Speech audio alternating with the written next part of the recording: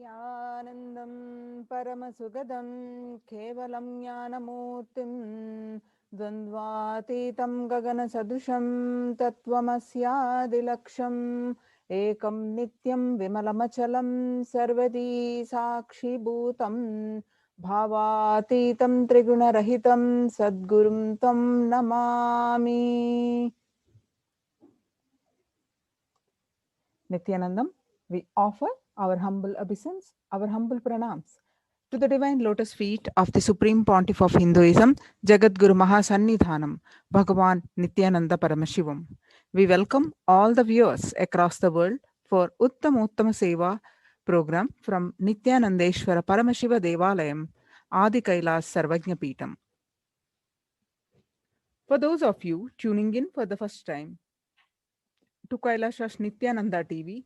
Welcome to the official TV programming for Sri Kailasa, the only and greatest Hindu nation in the world. Sri Kailasa is a Hindu nation revived by the Supreme Pontiff of Hinduism, Bhagavan Nithyananda Paramashivam, which serves millions with a simple yet powerful way to experience and live enlightenment. In the hours before we are graced with the darshan of Swamiji, of Paramashiva himself, this is the most opportune time for us to prepare ourselves, our body and mind towards. Bhagavan Nithyananda Paramashivam is the reviver of Kailasa, the ancient, enlightened civilization, and the great, cosmic, borderless Hindu nation. Bhagavan Nithyananda Paramashivam is an avatar from and is the Supreme Pontiff of Hinduism. He has made the science of power manifestation, yoga, and temple based universities for humanity. Sovereign Order of Kailasa, led by His Divine Holiness, and Nithyananda Order of monks, nuns, and Hindu diaspora are working for global peace and to give a super consciousness breakthrough to humanity. Nithyananda Hindu University is the world's largest university with extended campuses in 150 countries, is collecting, organizing, preserving, time capsuling, decoding, spreading, and reviving 20 million source books of Hinduism and the 64 sacred arts and sciences like Ayurveda, music, dance, sculpting, astrology, and Vastu. The Supreme Pontiff of Hinduism, Swamiji, is the 293rd Guru Mahasannidhanam of Shamala Pita Sarvajna Peetam, the ancient apex body of Hinduism, and the present emperor of Surya Vamsha Surangi Samrajyam. His Divine Holiness Swamiji has survived the worst persecution of many assassination attempts on person and character by anti-Hindu elements. To explore more videos, you can visit Kailasha's Nithyananda YouTube channel. Today, we are offering Uttamottama Seva to Lord Ganesha. The Uttamottama Seva is a Vedic ritual straight from the source, from the Agamas. Uttamottama means the best of the best, and the Seva is offering. It is the ritual of offering the best of the best to Paramashiva. Whatever we offer to Paramashiva comes back to us in thousandfold, many millionfold, and Paramashiva is the source of everything, be it grains, our knowledge, our skill, our people, everything. Uttamottama Seva is an intricate ritual that is described by Paramashiva himself. So many offerings are there that come from the best of the best that is offered in Vedic tradition. From the instruments to the offering of food that should be offered to Paramashiva. The various types of dance and the way it is danced, the Uttamottama Seva is described by Paramashiva as the best of the best. During this seva, we offer Abhishekam, Vastram, Gandham, Abharanam, Archanam, Dhupam, Deepam, Naivedyam, Aratrikam, Deepopacharam, Pushpanjalim, Chaturvedam, Gruhya Suktam, Agamastotram, Dravida Vedam, Nityam, Sangeetam, Vadyam, and Swasti Vachanam. The source of all these best things is Paramashiva. He has given these to us, and offering them back at His feet is what we do during this seva, whereby we experience intense Shaktinipata and Advaita, the oneness with Him. And as a result, we live the state and radiate the space and manifest the Shaktis of Paramashiva. And also, since it is Agama Vidhi, Paramashiva's instructions, we offer them during this seva. The best of the food offered as Naivedyam, the best of movement a body can make offered as dance, Nitya Seva, the best of sound offered as music, Sangeeta Seva, and the best of consciousness offered as power manifestation, Shakti Avishkarana, the best that humanity can offer to Paramashiva as gratitude is offered in Uttamottama Seva. Today, the Uttamottama Seva is offered by Ganesha. Ganesha embodies, symbolizes spontaneous completion and celebration. He is easy to approach. Ashutosha. Ashutosha means easily pleased, easy to approach. Ganesha is also the god of ultimate wisdom, the compiler of the epic Mahabharata, and the supreme cosmic vibration represented by the symbol Om. He is the embodiment of ultimate Paramashiva, Paramapada, Parandhama, and Parabrahma. He represents the unclutching, unattachment, and full spontaneity and ultimate sacrifice, and finally, enlightenment and cosmic consciousness itself. The uniqueness of Ganesha is that he spans the whole range of human sensibilities and comprehension. When you invoke Ganapati, everything goes as spacious. Mahaganapati is real and available, and he is not just a description, but is physically alive and attending to everyone who prays to him. So, Ganapati Adarvana Sheetsam says, Om Namaste Te Ganapataye Tvam Eva Pratyaksham Tvam Eva Kevalam Dharta Tvam Eva Kevalam Hata Tvam Eva Sarvam Karta Brahma Asi Tvam Sakshat Atma Si Nityam. Om, salutations to you, O Ganapati. You indeed are the visible Tattvam, the consciousness, essence underlying everything. O Ganapati, you indeed are the only creator, the Karta, by whose power the universe is created. O Ganapati, you indeed are the only sustainer, Dharta, by whose power the universe is sustained. O Ganapati, you indeed are the only destroyer, Harta, by whose power the universe is finally dissolved in its consciousness essence.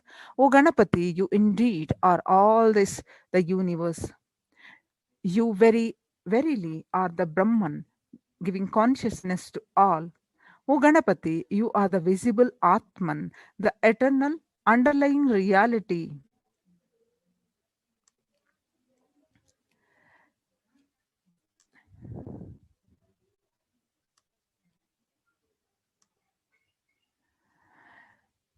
Experience of Sampragnata Samadhi, Jnanapada through Bhava Samadhi Darshan, where His Divine Holiness Nithyananda Paramashivam, embodied as Mahaganapati, initiates the consciousness of Mahaganapati unto you.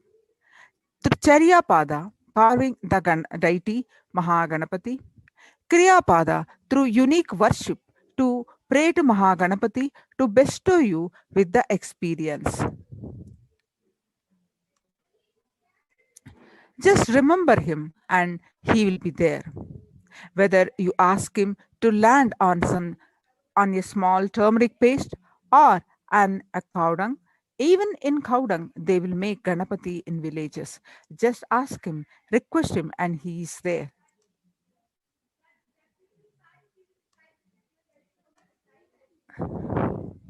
Now we'll watch how Swamiji the Supreme Pontiff of Hinduism, Jagatguru Mahasannidhanam, teaching kids how to make Ganesha.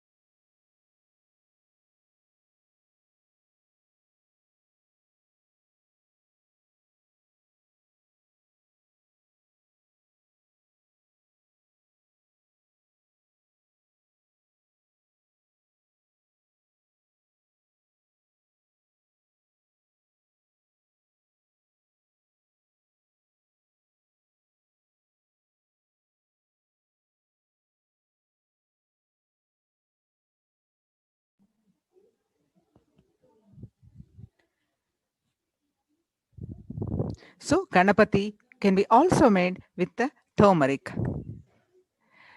with the 2 tablespoons of pure organic turmeric powder, and add water little by little to the turmeric powder and mix it with hand and until it comes a plain clay consistency. Now make Ganesha's form out of it, and it's just very little few minutes you can make Ganesha. You can see in the picture here.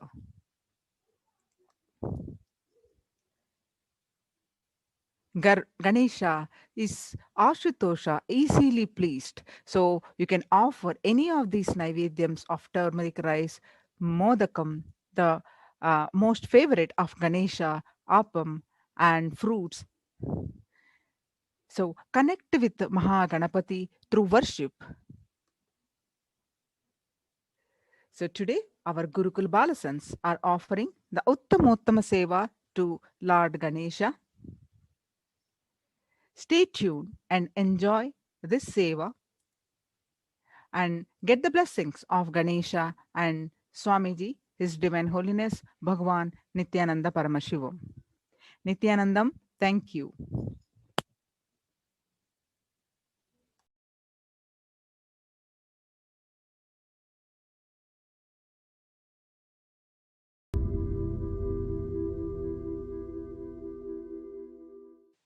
Even a malignous man by beginning in the company of satsanga makes even the impossible as possible in this world.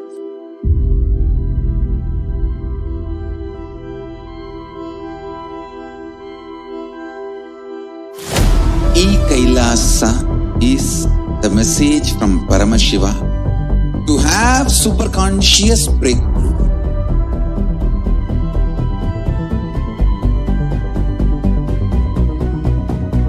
Enlightenment, power manifestation, Paramashiva, everything serve to you. The first offering of the Uttamottama Seva at the feet of Devi Nithyanandeshwari Parashakti Sameta Sri Nithyanandeshwara Paramashiva is the offering of the Chaturvedam. Deva Devottama Devata Sarvabhauma Akhilanda Koti Brahmanda Nayaka Sri Nithyanandeshwari Parashakti Sameta Sri Nithyanandeshwara Paramashiva Chaturveda Priya Chaturvedam Avadharaya. Rigveda Harihi Om Agnimi Purohitam Yajnasya Devam Rigvijam Hota Aram Ratnadhatavam Harihi Om Yajurveda Harihi Om Isheto Jetva Vayavasto Payapasta Devo Vastavita Prarpayatu Shreshtatamaya Karmane Harihi Om Samaveda Harihi Om Agna Ayahi Pitaye Granano Havyadataye Nihota Sapti Barihishi Harihi Om Atharva Veda Harihi Om Shanno Devi Rabhishtaya Apo Bhavantu Pitaye Sanyorabhishravantu Naha Harihi Om. The next offering of the Uttamottama Seva at the feet of Devi Nithyanandeshwari Parashakti Sameta Sri Nithyanandeshwara Paramashiva is the offering of the Agama Shlokas. Deva Devottama Devata Sarvabhauma Akhilanda Koti Brahmanda Nayaka Sri Nithyanandeshwari Parashakti Sameta Sri Nithyanandeshwara Paramashiva Agama Shloka Priya Agama Shloka Navadharaya.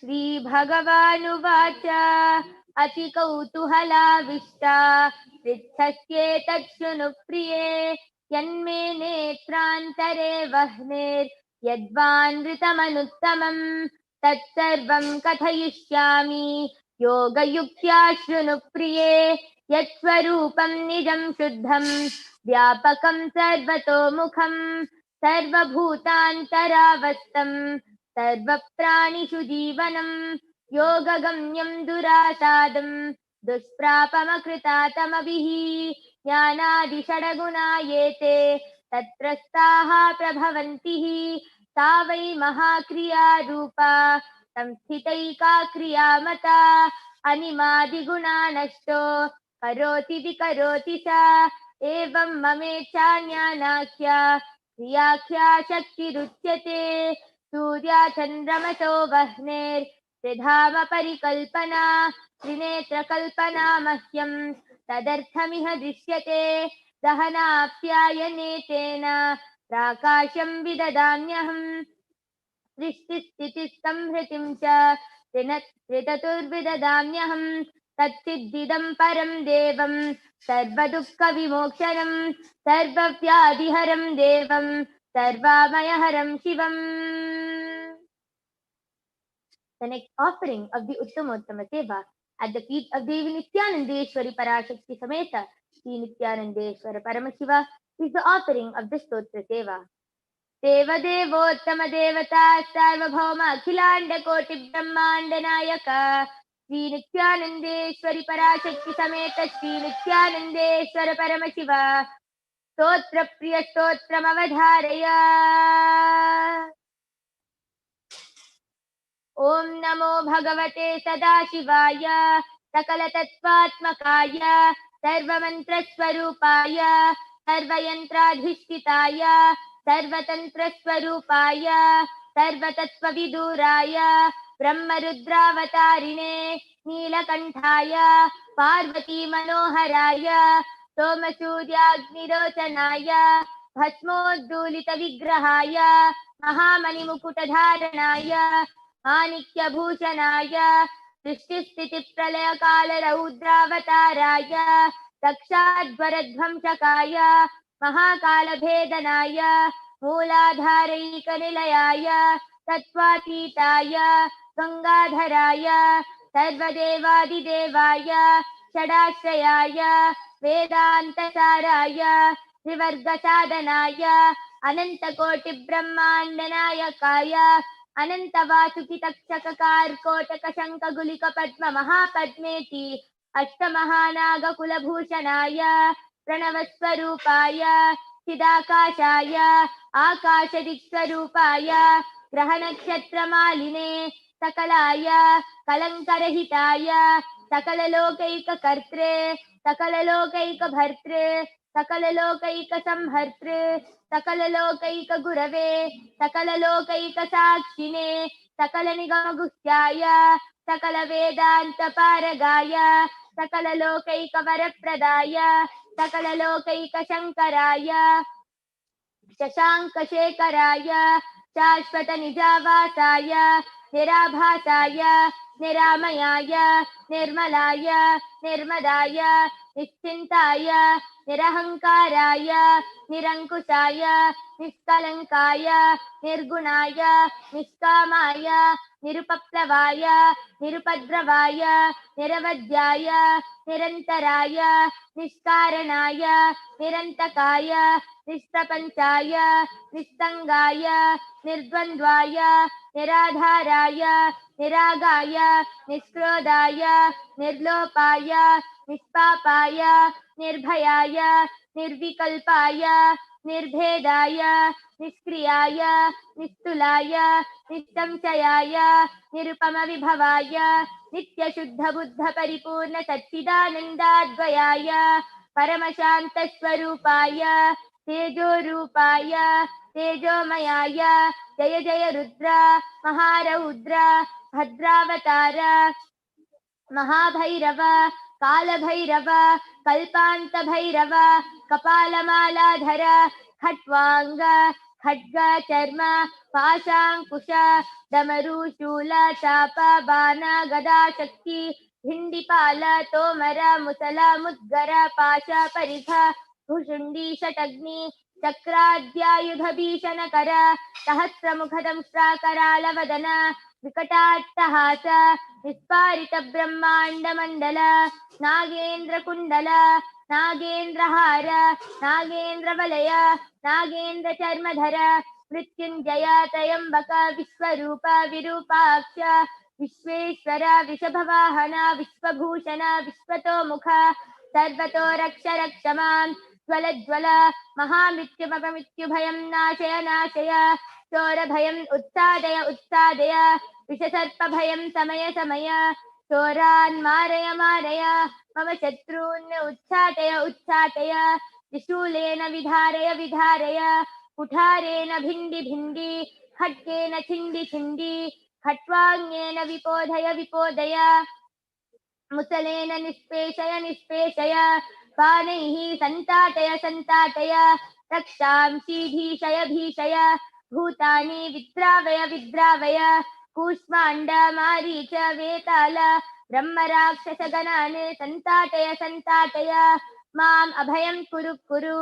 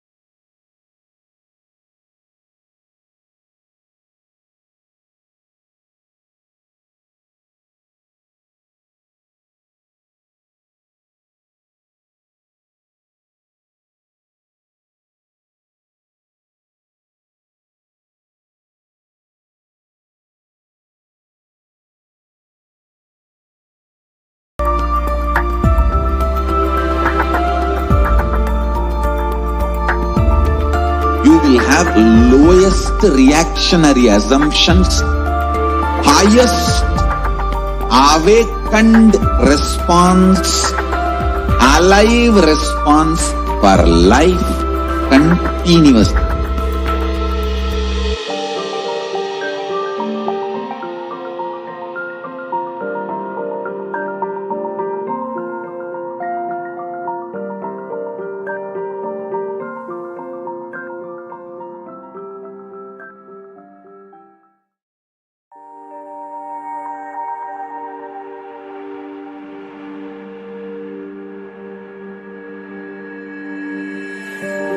KAILASA is proper customized spiritual service helping you to identify your root patterns of suffering. We have perfected the science of helping every individual from every cultural, religious, nationality background.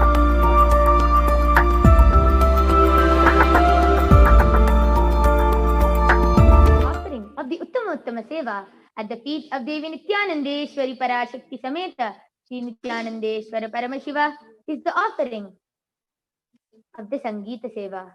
Deva Devottama Devata Sarvabhauma Akhilanda Koti Brahmanda Nayaka Sri Nithyananda Parashakti Sameta Sri Nithyananda Paramashiva Sangeeta Priya Sangeetam Avadharaya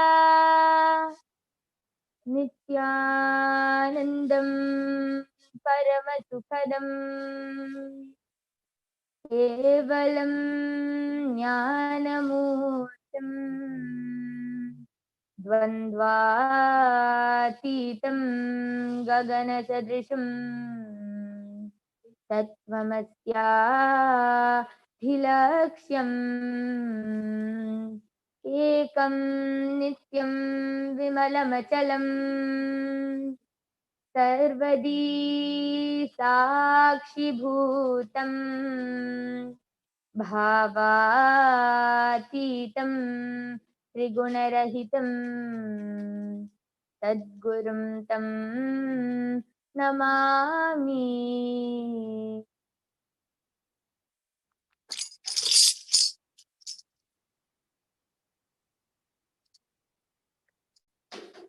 Bomma bomma tatayya tayya nakudina kunakadhini bhajankare. Bomma bomma tatayya tayya nakudina kunakadhini bhajankare. Udanita nakudimi dutam titam tom tay tay nityanandanam sadam. Udanita nakudimi dutam titam tom tay tay ganapatinam sadam. Bomma bomma tatayya tayya nakudina kunakadhimi bhajankare. Bomma bomma tatayya tayya nakudina kunakadimi bhajankare. Udanita nakudimi ditam titam tom tay tay nityanandanam sadam. Udanita nakudimi ditam titam tom tay tay nityanandanam sadam. Timmikidaka dikkutala timmikidata kidata kidatala tavoduda. Timmikidaka dikkutala timmikidata kudatala tavoduda. Tala mandala bahudam satsura mandala ki surabaja. Udanita nakudimi ditam titam tom tay tay nityanandanam sadam. Avaru bajuge garam bajudi agenam tatu nityananda. Avaru bajuge garam bajudi agenam tatu ganaraja. Tala mandala bahudam satsura mandala ki surabaja. Tala mandala bahudam satsura mandala ki surabaja. Avaru bajuge garam bajudi agenam tatu nityananda. Avaru bajuge garam bajudi agenam tatu nityananda. Ki surabaja. Tala mandala bahudam satsura mandala ki surabaja. Bomma bomma tatayya tayya nakudina kunakadimi bhajankare. Udanita nakudimi ditam titam tom tay tay ganapatinam sadam. Udanita nakudimi ditam titam tom tay tay ganapatinam sadam. ವೇಣುವಾಚರೆ ಅಮೃತ ಕುಂಡಲಕಿ ತರಿಕಿಡದ ತಬೋಡುದ ವೇಣುವಾಚರೆ ಅಮೃತ ಕುಂಡಲಿನಿ ತರಿಕಿಡ ತಬೋಡುದ ನಾರ ತುಂಬುರು ತವಾ ಖಜಾನನ್ ಸುರಮಂಡಲ key ಸುರಭಾಜ ತಾಲಮಂಡಲ ಬಹುದಾಂ ಸತ್ಸುರಮಂಡಲ key ಸುರಭಾಜ ಅವರು ಬಾಜುಗೆ ಗರಂ ಬಾಜುದಿಯಾಗೆ ನಾಂ ಚತು ನಿತ್ಯಾನಂದ ಅವರು ಬಾಜುಗೆ ಗರಂ ಬಾಜುದಿಯಾಗೆ ನಾಂ ಚತು Nithyananda ತಾಲಮಂಡಲ ಬಹುದಾಂ ಸತ್ಸುರಮಂಡಲ key ಸುರಭಾಜ ತಾಲಮಂಡಲ ಬಹುದಾಂ ಸತ್ಸುರಮಂಡಲ key ಸುರಭಾಜ ಭಜಂಕರೆ ಬೊಮ್ಮ ಬೊಮ್ಮ ತಾತಯ್ಯ ತಯ್ಯ ನಕದಿ ನಾಕು ನಕದಿಮಿ ಭಜಂಕರೆ ಉದನಿತ ನಕದಿಮಿ ದಿತಾಂ ತಿತಾಂ ತೋಂ ತೈ ತೈ ಗಣಪತಿ ನಾಂ ಸದಾಂ ಉದನಿತ ನಕದಿಮಿ ದಿತಾಂ ತಿತಾಂ ತೋಂ ತೈ ತೈ ನಿತ್ಯಾನಂದ ನಾಂ ಸದಾಂ ದಿಮ್ಮಿಕ್ಕಿಡತಗದು ಕುತಾಲ ದಿಮ್ಮಿಕ್ಕಿಡತ ಕುಡತ ಲತ ಓಡುದ ದಿಮ್ಮಿಕ್ಕಿಡತಗದು ಕುತಾಲ ದಿಮ್ಮಿಕ್ಕಿಡತ ಕುಡತ ಲತ ಓಡುದ ಉದನಿತ ನಕದಿಮಿ ದಿತಾಂ ತಿತಾಂ ತೋಂ ತೈ ತೈ ನಿತ್ಯಾನಂದ ಸದಾಂ ಉದನಿತ ನಕಿದಿಮಿ ದಿತಾಂ ತಿತಾಂ ತೋಂ ತೈ ತೈ ಗಣಪತಿ ನಾಂ ಸದಾಂ ಅವರು ಬಾಜುಗೆ ಗರಂ ಬಾಜುದಿಯಾಗೆ ನಾಂ ಚತು ಗಣರಾಜ ಅವರು ಬಾಜುಗೆ ಗರಂ ಬಾಜುದಿಯಾಗೆ ನಾಂ ಚತು Ganaraja ತಾಲಮಂಡಲ ಬಹುದಾಂ ಸತ್ಸುರಮಂಡಲ key ಸುರಭಾಜ ತಾಲಮಂಡಲ ಬಹುದಾಂ ಸತ್ಸುರಮಂಡಲ key ಸುರಭಾಜ ಮಮ್ಮ ಬೊಮ್ಮ ತಾತಯ್ಯ ತಯ್ಯ ನಕುದಿ ನಾಕು ನಕುದಿಮಿ ಭಜಂಕರೆ ಬೊಮ್ಮ ಬೊಮ್ಮ ತಾತಯ್ಯ ತಯ್ಯ ನಕುದಿ ನಾಕು ನಕುದಿಮಿ ಭಜಂಕರೆ ಉದನಿತ ನಕುದಿಮಿ ದಿತಾಂ ತಿತಾಂ ತೋಂ ತೈ ತೈ Nithyananda ನಾಂ ಸದಾಂ ಉದನಿತ ನಕುದಿಮಿ ದಿತಾಂ ತಿತಾಂ ತೋಂ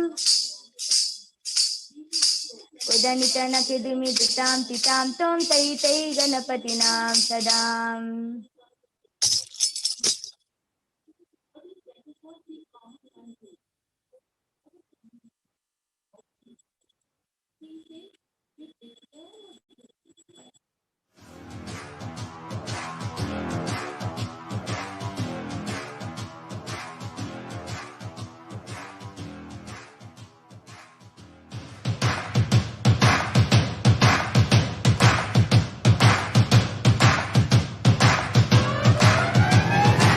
I welcome all of you, the whole world, to come and celebrate, enjoy not only the enlightenment ecosystem, the beauty of how it is getting revived. Be an insider for this great revival process. If you are an insider even for a startup company, you will understand not only the result of the company, even that being an insider is such a joy. Being an insider when it was happening is something extraordinary. So, I welcome all of you to come and be part of an insider of this revival of KAILASA, the enlightenment ecosystem, sovereign order of KAILASA, KAILASA nation itself. I request and welcome, invite all of you to become e-Kailasian, get your free e-passport and make billions receive this free e-passport.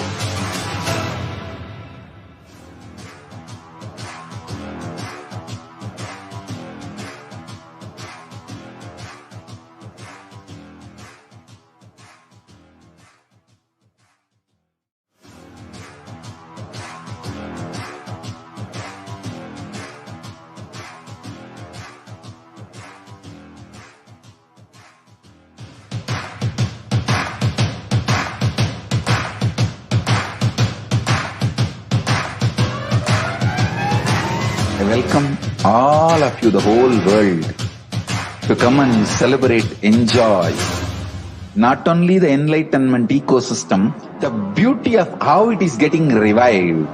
Be an insider for this great revival process.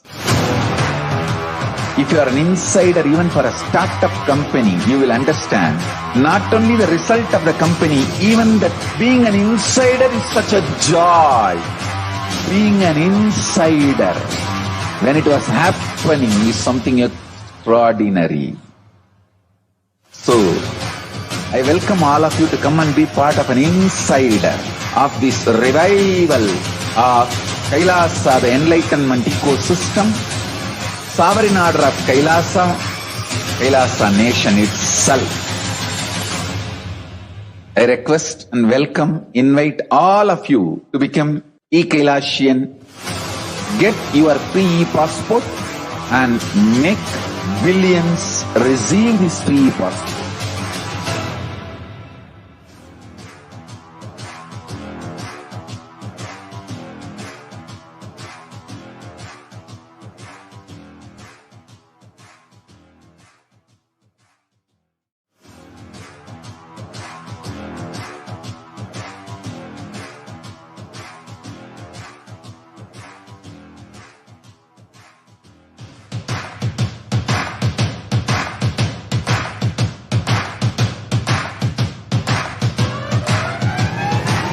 I welcome all of you, the whole world, to come and celebrate, enjoy, not only the enlightenment ecosystem, the beauty of how it is getting revived. Be an insider for this great revival process.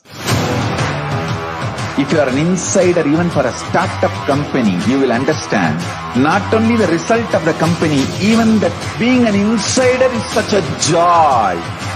Being an insider, when it was happening, is something extraordinary.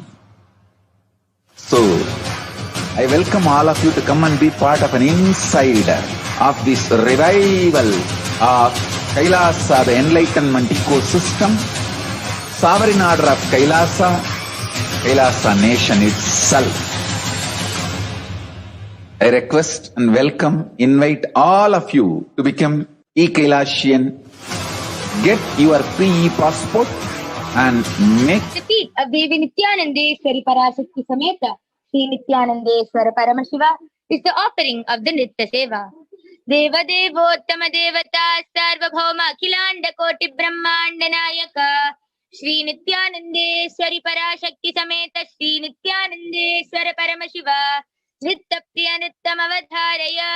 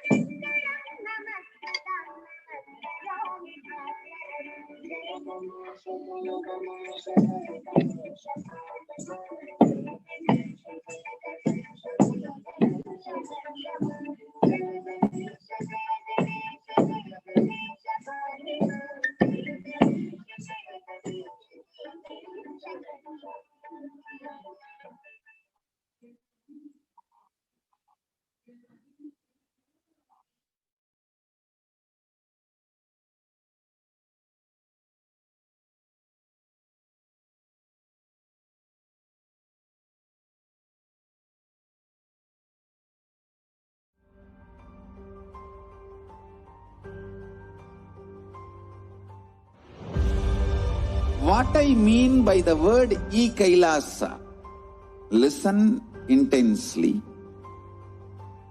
Enlightenment ecosystem, literally enlightenment itself, in your own home, wherever you are. If you cannot come to Kailasa, it's okay. Kailasa can come to you.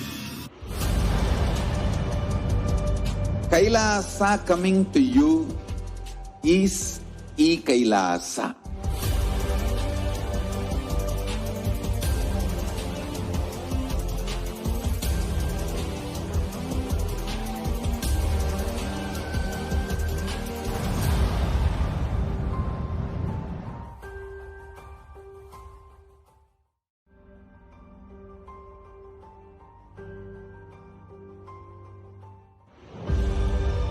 What I mean by the word KAILASA, listen intensely. Enlightenment ecosystem, literally enlightenment itself, in your own home, wherever you are. If you cannot come to Kailasa, it's okay. Kailasa can come to you. Kailasa coming to you is Kailasa.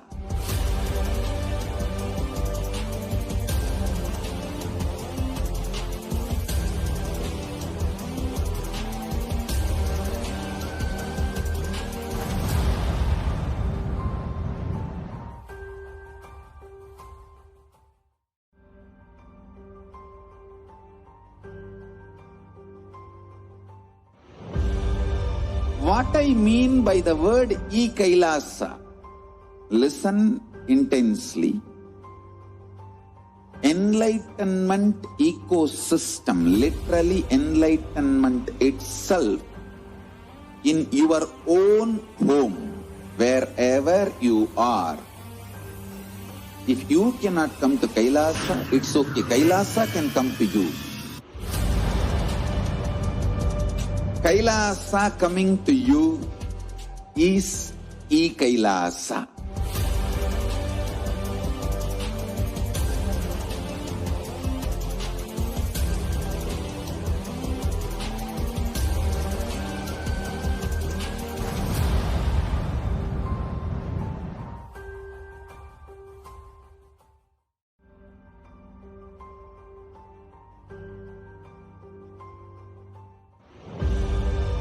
What I mean by the word KAILASA, listen intensely. Enlightenment ecosystem, literally enlightenment itself, in your own home, wherever you are. If you cannot come to Kailasa, it's okay. Kailasa can come to you. Kailasa coming to you is Kailasa.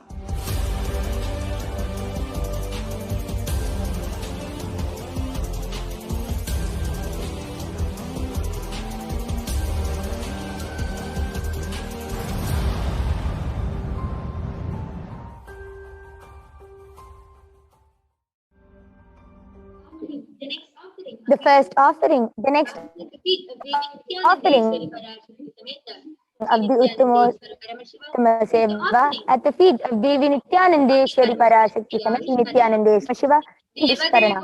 Deva Devottama Devata Akhilanda Koti Brahmandanayaka Sri Nithyanandeshwari Parasheshwari Nithyanandeshwara Paramashiva Shaktiya Viskarana Paramashiva Shaktiya Viskaranam Avadharaya.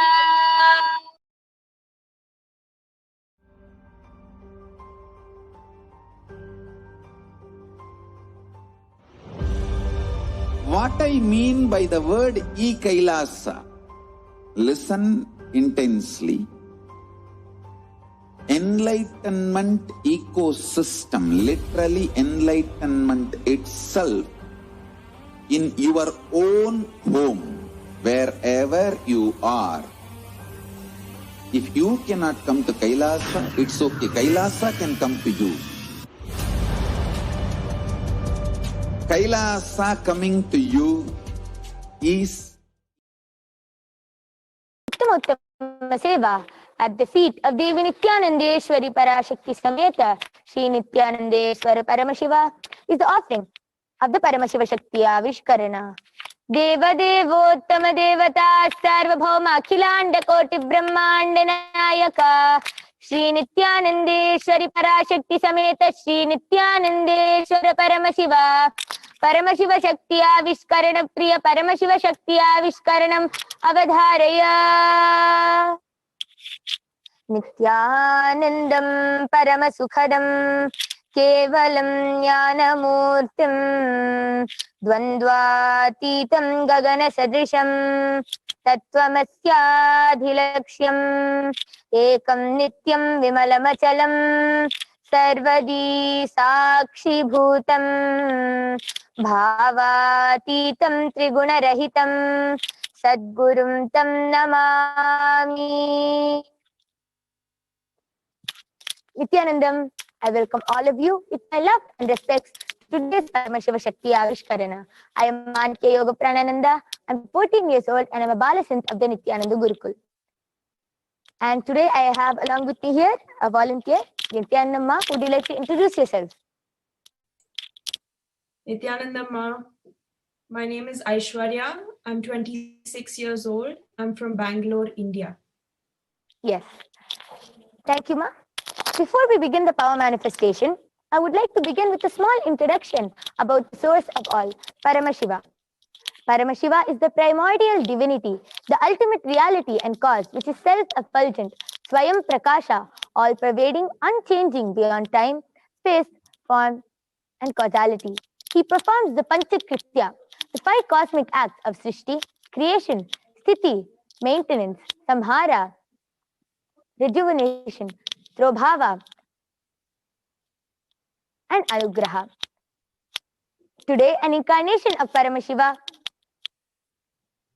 walks among us in the form of the Supreme Pontiff of Hinduism, Jagatguru Mahasannidhanam, His Divine Holiness Bhagavan Nithyaananda Paramashivam, initiating millions of disciples all across the globe into the science of power manifestation. And today, you will be witnessing the extraordinary Shakti of body scanning. Yes. And before I begin with the power manifestation, I would like to chant the Shastra Pramana. This Shastra Pramana for the power of body scanning comes from the Vijnana Bhairava Tantra. Swadehe Jagato Vapi Sukshma Sukshmatarani Cha Tattvani Yani Nilayam Dhyatvante Vyajyate Para. With this Shastra Pramana, let's enter into the power manifestation. Yes. Before that, Ma Aishwarya, I request you to give your permission and consent for me to scan your body, Ma. Yes, Ma. Yes, I give my thank you. permission. Yes, thank you. With this, I'll be chanting the Mahavakya, Om Nithyananda Paramashivoham, which is the direct passcode which continuously reminds us that we are Paramashiva.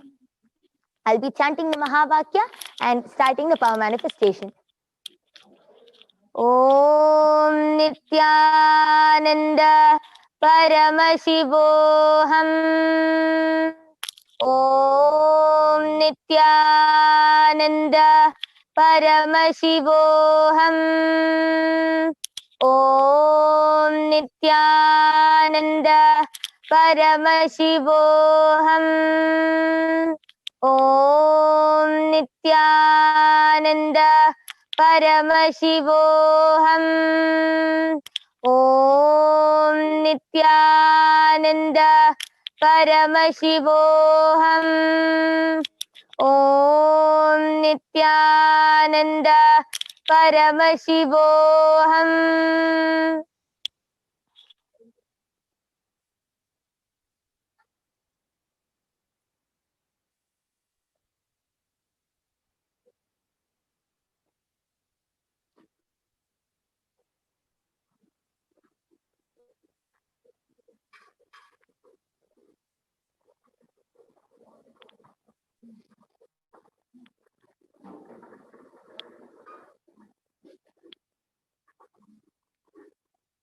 Yes.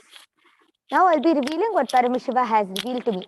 Yes, Ma Aishwarya, Paramashiva revealed that your immune system is very weak. So the solution for that is every day take bath twice, once in the morning, once in the evening. And whenever you are comfortable, either one of the baths you have to take with cold water, so that that will strengthen your immune system. And I was also able to see that you have to drink a lot of water, more water to build your immune system. This is what Paramashiva revealed. And another thing which I saw through my third eye was that you are anemic, so you have very less blood in your body also. That is also one of the reasons why your immune system is weak and your body also is weak. So the solution for that is Paramashiva revealed to drink a lot of pomegranate juice, lot of pomegranate juice. And Paramashiva also revealed that you should do more pranayama. And I'll continue scanning.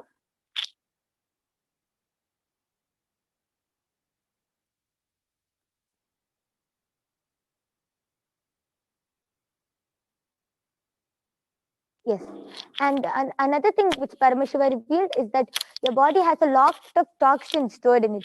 So especially in your lungs, and yes, especially in your lungs, you have a lot of toxins stored. So you have to cleanse that out. So that is also, you have to cleanse it through pranayama and through netima. You have to do neti, the Panchakriya is there, right? So the neti part.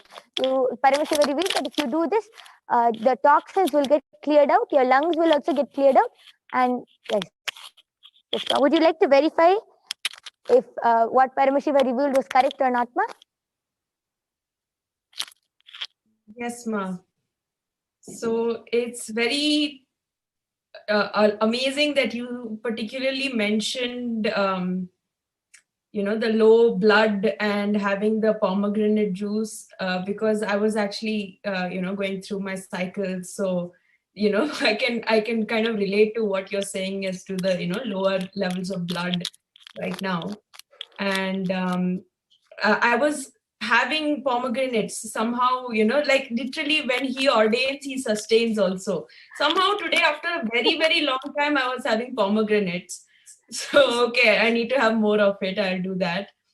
And as to the Panchakriya, that was something which I was like religious about, literally, that I'll miss anything else, but I will never miss Panchakriya. But for the past few weeks, I've been kind of irregular with doing the Panchakriya in the mornings. So that is really amazing, Ma. So I'll get back to doing the neti as well. Yes. Yes, because Paramashiva revealed that like in the past few weeks when you stopped, right, a lot of toxins were accumulated in your lungs. So you also have a little hard time in breathing. So that is why Paramashiva revealed that you have to do neti, and that will really help you. And one more thing, Ma, I was also able to see, since your body, since you're physically weak, I'm able to see, since you're physically weak, you should eat more food, but healthy food. So you should not put on weight, but you should eat more food to gain body strength. This is really awesome, Ma, because what you're saying, especially when you mentioned about the water and the breathing, I could really relate because first of all, right now sitting here, I'm actually feeling very thirsty. So it is literally coming through to you directly. But also that, so I've been doing this Turiya Thita Samyama since the time Swamiji announced it a few months ago. And I have, like, because of the fact that you are eating much lesser volume of food per day, right? And the mucus levels of the body are coming down and all this. I became aware that I breathe really less. Like, it's not sufficient how much I'm breathing. I've myself even felt this while just normal day. And also the Mondays, I've been doing the fasting since it was announced, the dry fasting. So at that time, especially because now that when the dry fasting, especially the option for getting energy from the food is out totally, right? So at that time, I can only get energy from breathing. And I notice it very strongly that I am breathing really less normally. And I have consciously tried to make an effort to breathe little deeper till my stomach and, get more prana. But this, I can so relate to this. I mean, the immunity thing, I don't really know because I hardly ever fall sick. But everything else, I can completely relate to it, Ma. Yes. Yes. And about the immunity thing, I'll just give a more clarity with that, ma'am. It's not that because your immune system is weak, you get sick more often. It's that your body physically becomes weak. No, you don't get a cold or cough, not like that. Your body physically becomes even more weak. Like if you do anything which is not within your capacity, which is not within your limit, your body can't take it. You become physically more weak and tired. That's what I mean by your immune system is weak. Got it, Ma. Yes. Yes, I can see that you're very happy with the body scan. Would you like to share anything else, Ma? I'm really grateful for this because when I sat, like, especially today, when you asked me that consent, I really, inside myself, I opened up and I said, I really want Ma to be able to see, come to the point and see whatever it is there hidden inside and help me to get that clarity. And actually what you have told me is like things which are kind of dormantly inside, but I never really said it out even to myself or addressed it properly. So thank you, Ma. I will really jump into this. And Yes. especially thank you for getting me back to Panchakriya. Yes, Ma. It's all Paramashiva, Ma. It's all Paramashiva just reminding you that you have to continue your Panchakriya to help you keep your body healthy. And one more thing, the context of why we always ask the permission and the consent is because only when that person gives approval will we even be able to scan and see their body. That is why I asked your consent and permission, and then whatever was revealed, you are able to resonate, you are able to relate with it. Yes. Thank you so much, Ma. Yes. And as you all see, the power manifestation has happened just simply like that. And it's not only that Balasans or Adinavasis or only, it's not only that we can manifest these powers, even you can manifest all these extraordinary powers just with a simple Diksha, just with a simple initiation of the avatar, by the avatar. And you can have that initiation if you join the Paramashivoham level 2 program. The link is projected below, and you will be able to manifest these extraordinary Shaktis. And I tell you, by the end of these 15 days of the Paramashivoham program, you will be walking, living, and radiating Paramashiva. That is how you will be manifesting these powers. At the start, you might be having doubts, or you might be having impossibilities that you can't manifest these powers. But all those will disappear by the end of these 50 days. You will be walking and living Paramashiva. And yes, this is a great opportunity for all of you to get initiated and to manifest these extraordinary powers. And before we end this power manifestation session, I would like to share the Apta Pramana. So the Apta Pramana is the experiences of Aptas, or rishis, Vedic scientists who have time tested and verified this science, who time tested and verified these powers which we are manifesting now, here and right in front of you. So the Apta Pramana for the power of body scanning is, there's one great saint called Tevayar, and he used to be under the training of the Guru Agatyar. One day, one man came to Agatyar and with a severe headache and requested for healing. Agatyar closed his eyes and scanned that man's body and revealed that there's a frog sitting in his brain. There's a frog sitting in his brain which is causing all the severe headache and any other body problems which he's having at that moment. And he called Tevayar and he told Tevayar to do the open head surgery. And Tevayar did the open head surgery, removed the frog from that man's head, and he was completely healed after that. There was no sign of any pain, any illness, anything after that. That man was completely healed, and hence he got the name Tevayar. So this is the Apta Pramana. How our ancestors used to manifest these extraordinary powers as a day-to-day lifestyle. Even Swamiji, so many devotees and disciples have come to him with problems. He'll just scan and reveal what is the problem and heal them. So it is a day-to-day lifestyle for all our ancestors. And because that got diluted from past generations over generations, Paramashiva has again landed in the form of His Divine Holiness Swamiji and is reviving this ancient science to this modern world so we can all follow the right path and also manifest these powers as a day-to-day lifestyle. So I invite all of you to come join us in the Paramashivoham Level 2 program, and you will also be able to manifest these extraordinary powers. And with this, I would like to thank you all for joining us in the Uttamottama Seva today. And we would like to offer our gratitude and love at the Supreme Pontiff of Hinduism, Jagatguru Mahasannidhanam, His Divine Holiness Bhagavan Nithyaananda Paramashivam.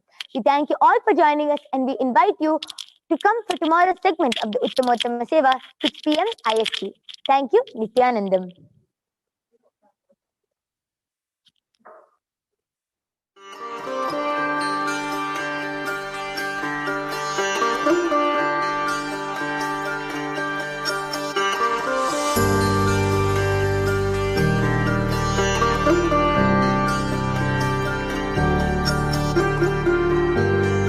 KAILASA, the good God country. Hinduism has something great to offer. Hindu God, Paramashiva, is good. We love him not just because he gives us what we want, but because he is good, and he has so much to offer to the world that makes the best nation. Hindu God has life positive, all-inclusive, good, spiritual, social, political, and moral principles.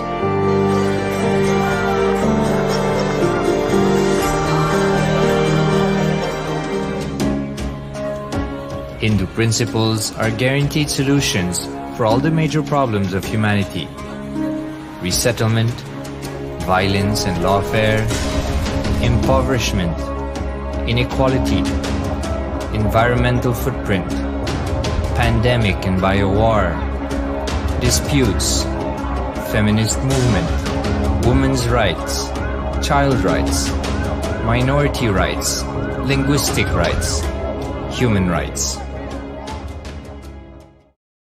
Because Hinduism has the best to offer to the world, KAILASA, standing tall since 1994 for the grand narrative of Hinduism, is the good God's country. Founder of KAILASA, Paramashiva, and his 1008th incarnation, the Supreme Pontiff of Hinduism, Jagatguru Mahasannidhanam, His Divine Holiness Bhagavan Nithyaananda Paramashivam, is the reviver of KAILASA, the enlightened civilization, the greatest Hindu nation.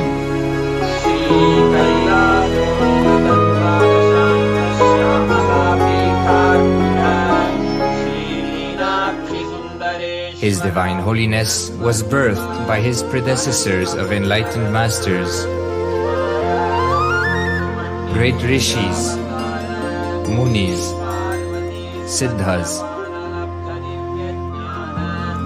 who predicted and recognized His Divine Holiness Bhagavan Nithyaananda Paramashivam as an incarnation of Paramashiva as per the science of incarnation described in Hinduism.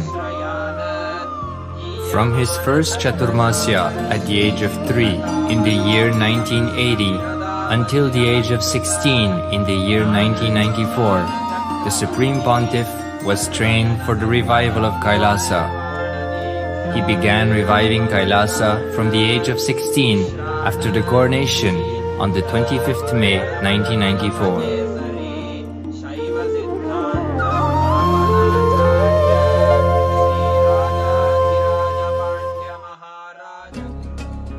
KAILASA that we see today is 26 years of sincere hard work of the reviver and Hindu diaspora all over the world.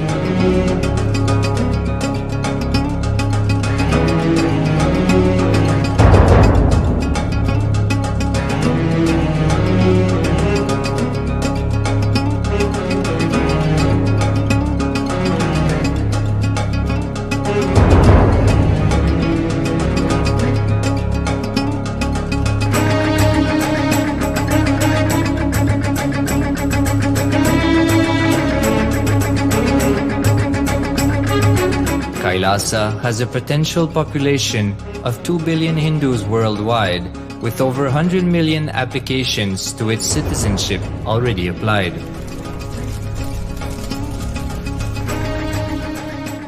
Hinduism has stood over 10,000 years as an enlightened civilization, has been a global beacon of spiritual and timeless wisdom, technology, culture.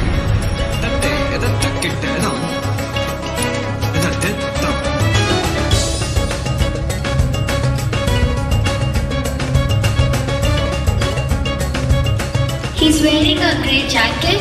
His name is Boris.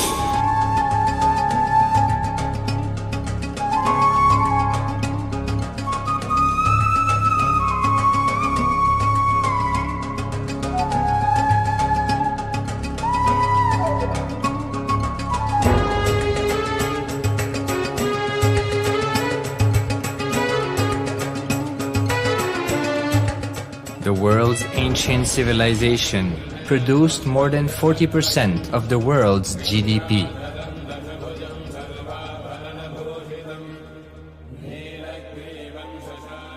Purpose of life is to experience oneness with the ultimate reality, Paramashiva. Life exists on the planet Earth for last 40 billion years, and 5 times life faced complete extinction on the planet Earth. But somewhere one DNA, one cell, living organism is thrown out of planet Earth, preserved inside a volcano rock. After millions of years comes back to Earth due to gravity or whatever reason, gets into the ocean and starts the life again.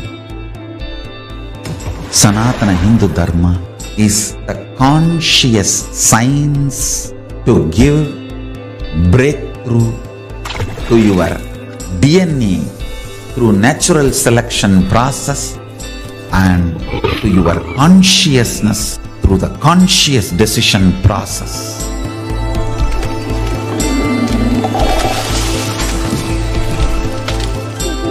Sanatana Hindu Dharma is a sacred spiritual science. It is not bunch of do's and don'ts. No. Please understand, it is the revelations of sacred truths, cosmic truths, powerful cognition. It is still alive. That science is available, time-tested, foolproof. This science of living enlightenment is the complete solution for all the problems individual or society or modern day humanity is facing. Then you will understand all the problems of the modern day humanity. Sanatana Hindu Dharma is solution. whether the terrorism or climate change,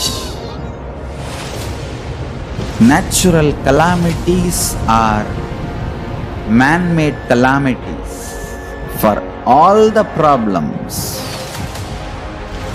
humanity is facing, the only solution is science of living enlightenment, revealed by Paramashiva from the Vedagamas in the modern day through this body. I am a Hindu revivalist, not by any revolution, but by evolution and setting model community.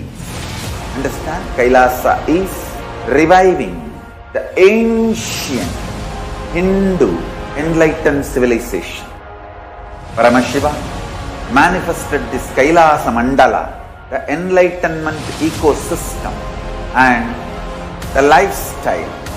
I am going to revive this whole enlightenment ecosystem, Kailasa, by creating a model Kailasas all over the world.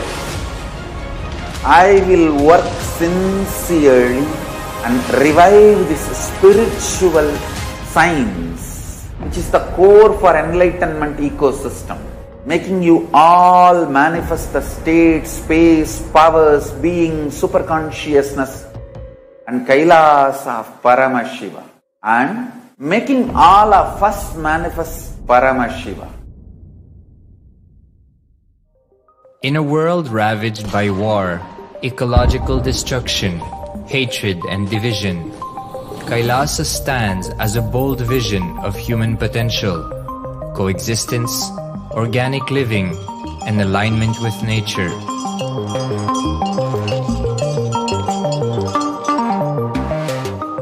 Over the past 50 years, the world has seen the creation of dozens of new countries, and so if anything, it would be odd not to see a new country formed in the 21st century. Without the protection of political legitimacy, there is an imminent danger that the great tenets, scriptures, and science of creating an enlightened civilization, which spanned 56 states, 200 kingdoms, 1700 samsthanas, and 10,000 sampradayas, will be forever lost to humanity. The Hindu diaspora are highly successful around the world. They formed the dispossessed diaspora who has been driven to other countries because they are unable to practice their religion authentically in their own country. They have flourished in countries where they have been allowed to settle with religious freedom. For example, in the United States, Hindus are the most educated and highest earning community, with 77% of them holding a bachelor's degree and 48% having an income of $100,000 or more. Although they are only 1% of the population, Hindus have launched 13.5% of the startups in the USA. They hold leadership, technical and creative positions in companies such as Microsoft, Google, Facebook, etc. This success has been repeated around the world, in the UK, Canada, Australia, etc. James Kirkup, in his 2015 Telegraph article says, British Indians are not just the most successful immigrant group in this country's recent history, but the most successful group of people, full stop.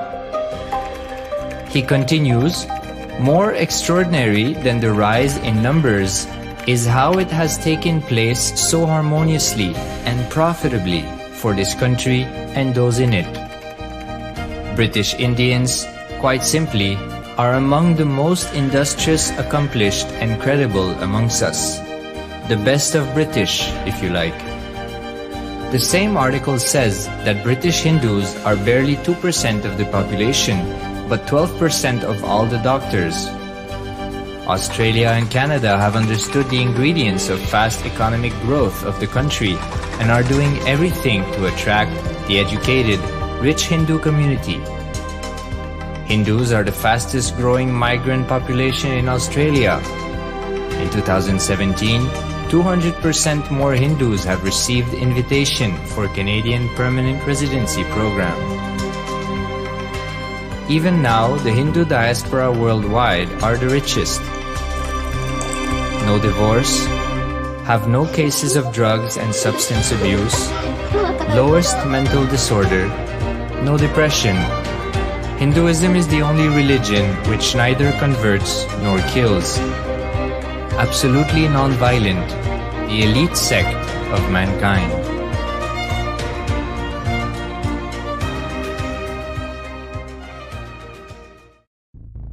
Because the Hindu diaspora worldwide and the Supreme Pontiff are successful in spreading their spiritual Hindu message of openness and inclusiveness against the forces of hatred and exclusivity, they have become the victims of relentless attacks by multi-armed apparatus of state power. Anti-Hindu forces, extremist caste, supremacist militant organization want a one ideology, Hinduism, under their exclusive domain. What they cannot digest into themselves, they systematically delegitimize and exterminate. Lawfare, assassination attempts, character assassination of the Supreme Pontiff of Hinduism, Jagatguru Mahasannidhanam, His Divine Holiness, Bhagavan Nithyaananda Paramashivam.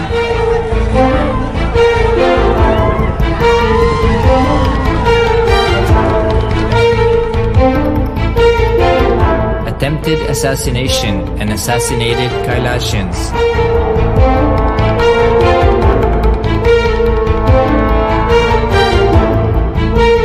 Sexual assaults and rape of female monks of Kailasa. Objectification. Character assassination.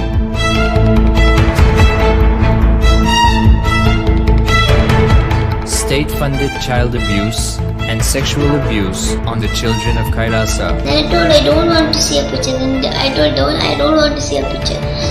Then they showed me a picture. State-operated embezzlement of funds, properties and assets donated by the Hindu diaspora worldwide for the purpose of the revival of Kailasa.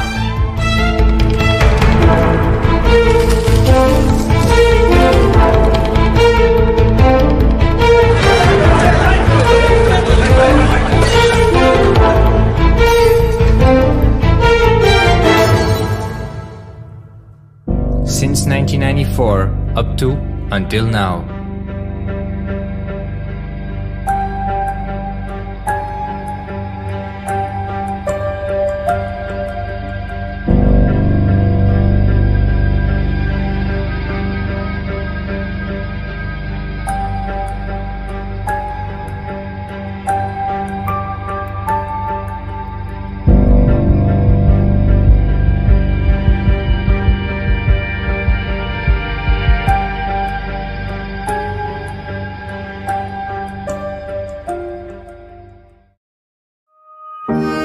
Building a nation is not a project accomplished overnight or by virtue of hope. Kailasa is the manifestation of 26 years of sincere hard work, sacrifices, integrity of the Supreme Pontiff of Hinduism, Jagatguru Mahasannidhanam, His Divine Holiness, Bhagavan Nithyaananda Paramashivam, and the Hindu diaspora worldwide for the past 26 years for the enlightenment of humanity.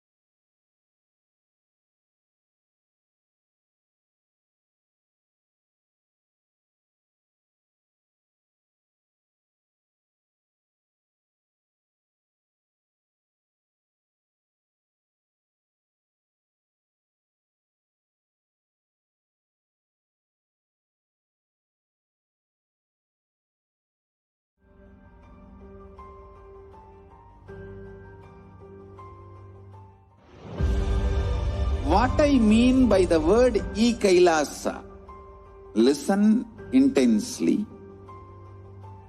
Enlightenment ecosystem, literally enlightenment itself, in your own home, wherever you are. If you cannot come to Kailasa, it's okay. Kailasa can come to you. Kailasa coming to you is Kailasa.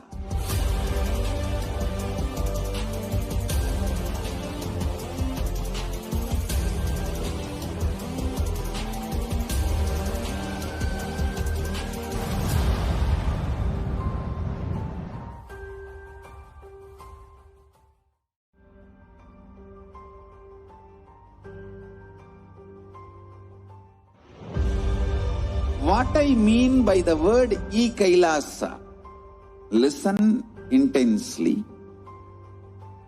Enlightenment ecosystem, literally enlightenment itself, in your own home, wherever you are.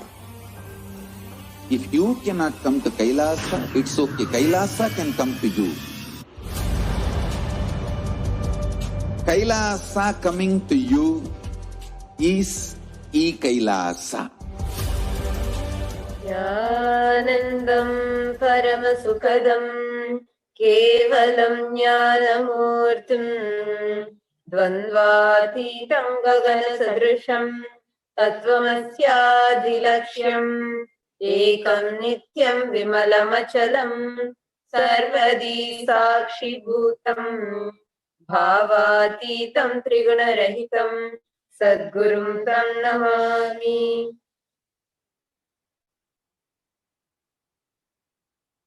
Nithyananda, we welcome all the viewers, all Kailasians, e-Kailasians, or de facto Kailasians. We welcome everybody to this live, to this Nithyananda Satsang, the divine, direct, enlightening audience with the avatar, the Supreme Pontiff of Hinduism, Jagatguru Mahasannidhanam, His Divine Holiness, Bhagavan Nithyaananda Paramashivam. We are so excited to be here with all of you today, and we welcome all the viewers that are sitting with us via Facebook Live, YouTube Live, Twitter, Facebook, and various other social media platforms. So we welcome all of you, and we welcome all the Kailasians, the blessed Kailasians who are sitting with us on the two-way video conferencing in more than 1,000 Kailasas around the world, globally, sitting in our our temples and Nithyananda Annalayas, which provide free organic sattvic food, and Nithyananda Goshalas, which is a free animal shelter for animals, and Nithyananda Gurukul, which provides free education, international education for thousands of children globally. And we have people sitting in Nithyananda Hindu universities, the world's largest Hindu university, and Kailasa's Nithyananda Jnanalaya, the Hindu libraries, which houses more than 20 million palm leaf manuscripts and reviving the Hindu Jnana, the Hindu scriptures back. So welcome to today's Nithyananda Satsang. This is a time where we have a divine enlightening audience with the avatar himself, the Supreme Pontiff of Hinduism, Jagatguru Mahasannidhanam, His Divine Holiness, Bhagavan Nithyananda Paramashivam. So welcome, and this is also the time. So what is so special about this time, people who are tuning in for the first time? If you are new here, please do leave a comment on the Facebook comment section. Actually, we are live through more than 200 to 300 Facebook pages, YouTube channels, etc. So if you are watching us through any of these channels, if you want us to read out your comments, you can come to our main page, Kailasa's SPH JGM Nithyananda Paramashivam Facebook page. So please do come and comment under the live video, so we can see you, that you are there new, and we also can interact with you. So right now I'm seeing Ilayaraja Ayya, Muttu Mani Ayya, Beena Bhulai, Ma Beena Bhulai, Deepesh Ayya, Denise Durant Ayya. So nice to see many of you starting to comment and starting to interact with us. Nithyanandan, welcome. So what is so special about this time?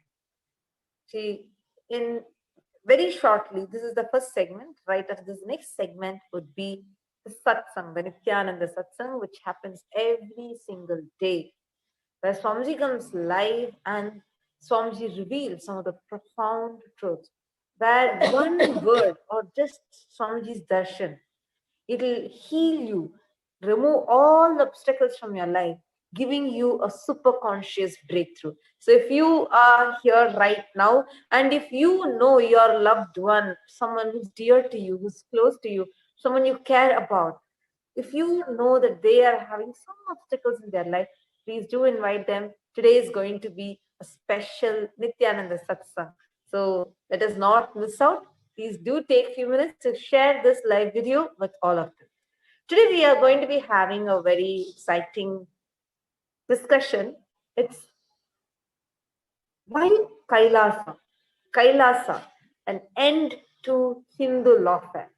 Now, first, actually, we being Kailashians and being part of this whole Kailasa happening and seeing how Swamiji has built it from the scratch, we are very, very familiar to, we are very, it is not something new to us. We are not shocked by the word Hindu lawfare because we have first-hand seen how the Supreme Pontiff has continuously, despite of his continuous effort and hard work, we see how many attacks happen to stop this. Now, what is this word Hindu lawfare? What is this lawfare? Many of us are like, it kind of puzzles us when we hear the word lawfare, right? Lawfare is basically where law is used, manipulation of law is done to attack a person, a religion, an entity, anything. To attack an entity or an institution by manipulating law is lawfare. Now, what is this Hindu lawfare? So even before going to Hindu lawfare, what is Hinduism? What is the Sanatana Hindu Dharma? And what is the reason for the persecution in Sanatana Hindu Dharma? I request the tech support team to project the slides now. Sanatana Hindu Dharma, Hinduism, has been existing on planet Earth since several thousand years from time immemorial. Hindus have peacefully coexisted with all humans and animals, nature since several millennia. And Hinduism has offered life solutions, health solutions, way to fulfilling relationships, conflict-free living, completion-based lifestyle, and science of enlightenment to humanity. In simple words, Hinduism is simply the greater science of life being offered to humanity. Here, how many of you, actually all those who are watching here live with us now, you can interact with us. Yes, Nithyanandam, Madhushri Vatsa, Nithyanandam. Now, all of you who are watching right now, please do leave a comment. Share what do you, how, as you, whether you are being benefited personally in your life by Swamiji or by living these principles. And actually, any benefit we get from Swamiji is the benefit Swamiji is giving to us through Sanatana Dharma. So now, what are the benefits you have received, or what are the amazing miracles that you have experienced? How do you feel right now to be a Hindu?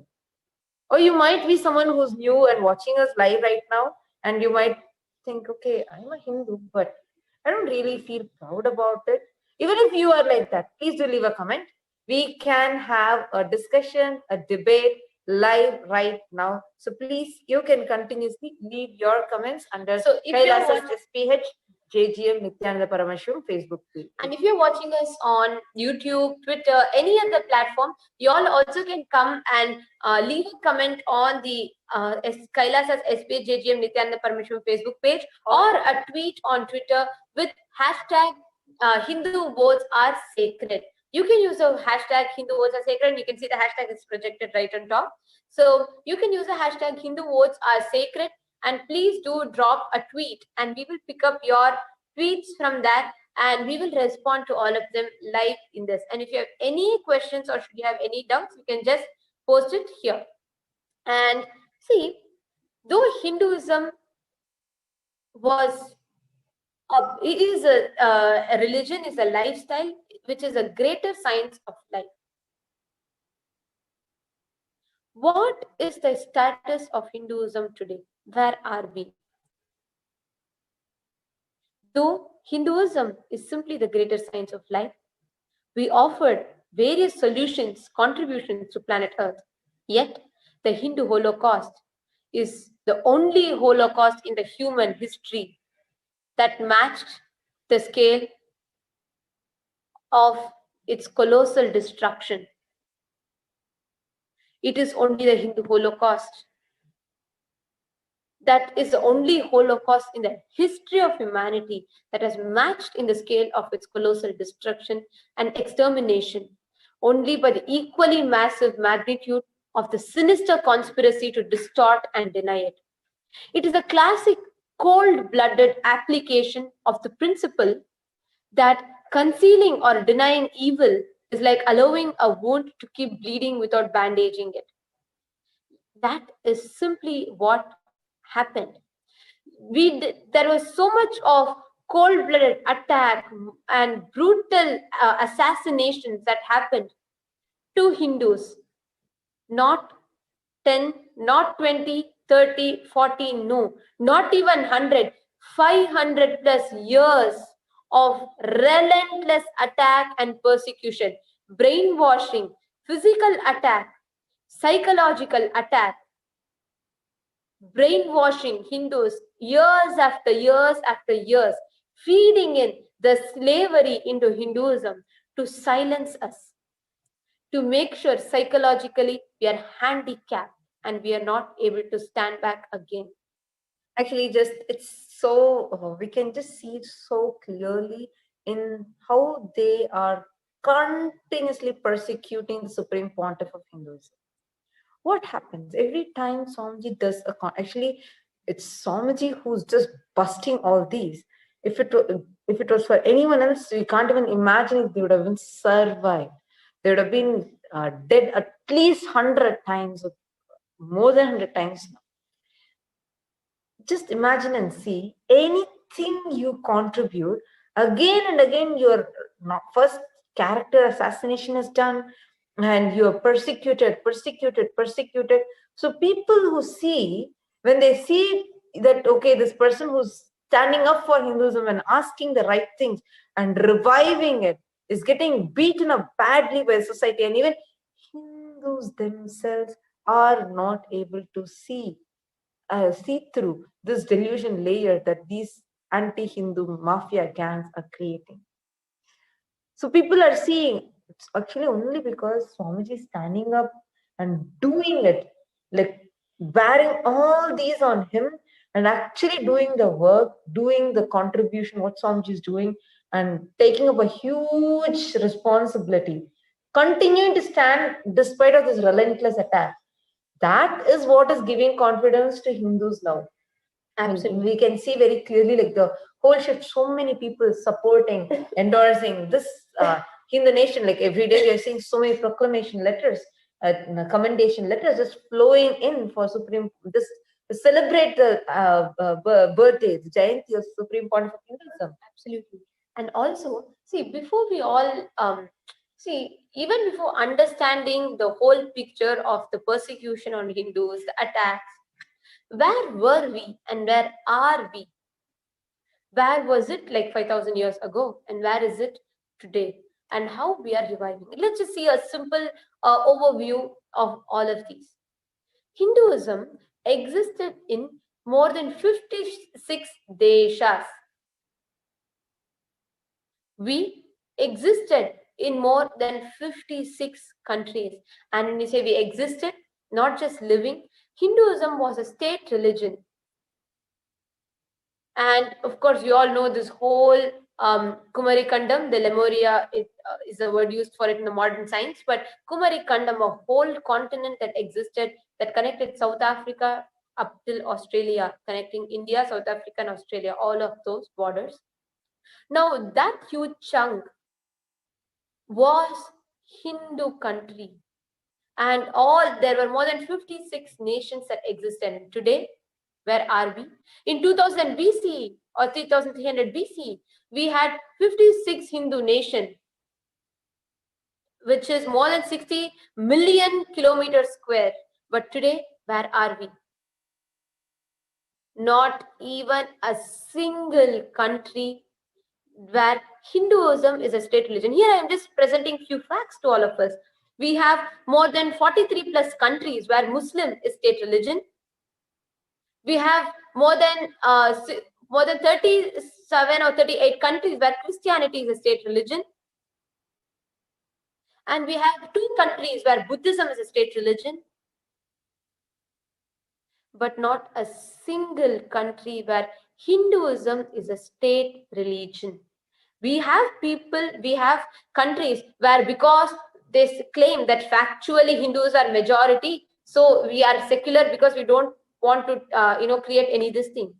And where countries where Hindus live, they do not have the rights to practice their lifestyle, because those countries call themselves secular. In the countries where Hinduism is like a total minority, where we do not have freedom and rights, also we are not able to live because we are minority. And both, whether factually you are called majority or factually you are called minority, but actually Hindus, we are minority.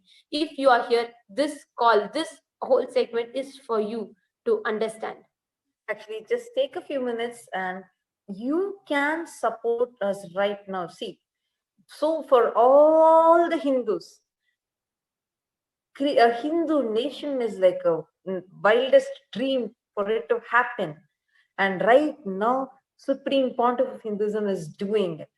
And all we can do is support it and really be a strength for it to happen successfully.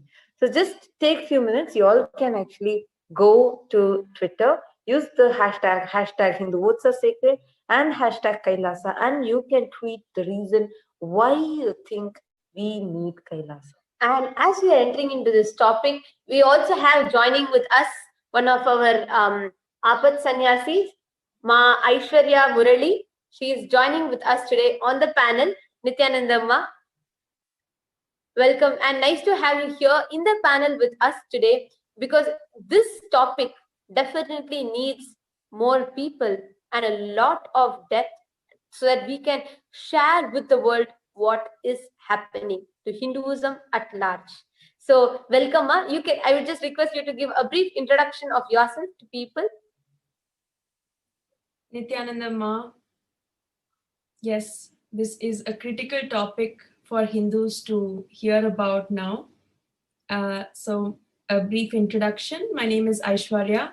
I'm from Bangalore. I'm 26 years old.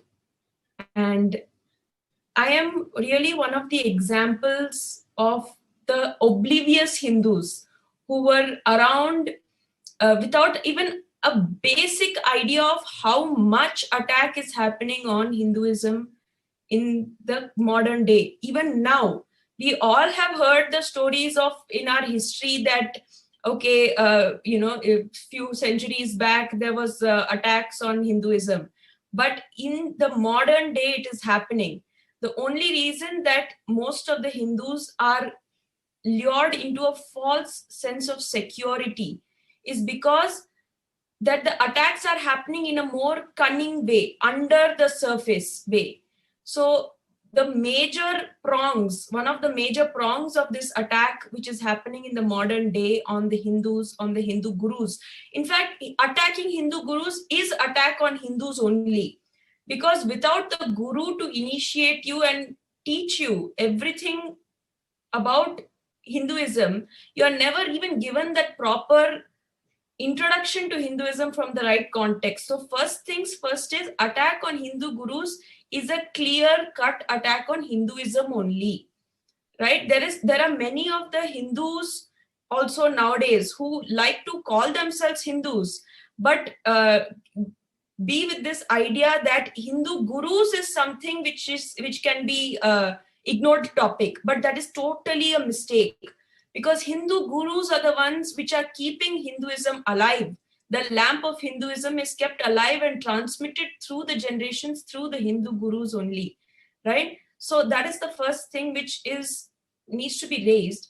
But the way that the Hindu gurus are being targeted now, it is made to seem as if they are projected into a very negative light, so that when they are attacked, it is used in a way to make anybody ashamed to even stand up to defend them, or even question whether it is legitimate to defend them. And so they like to just ignore it.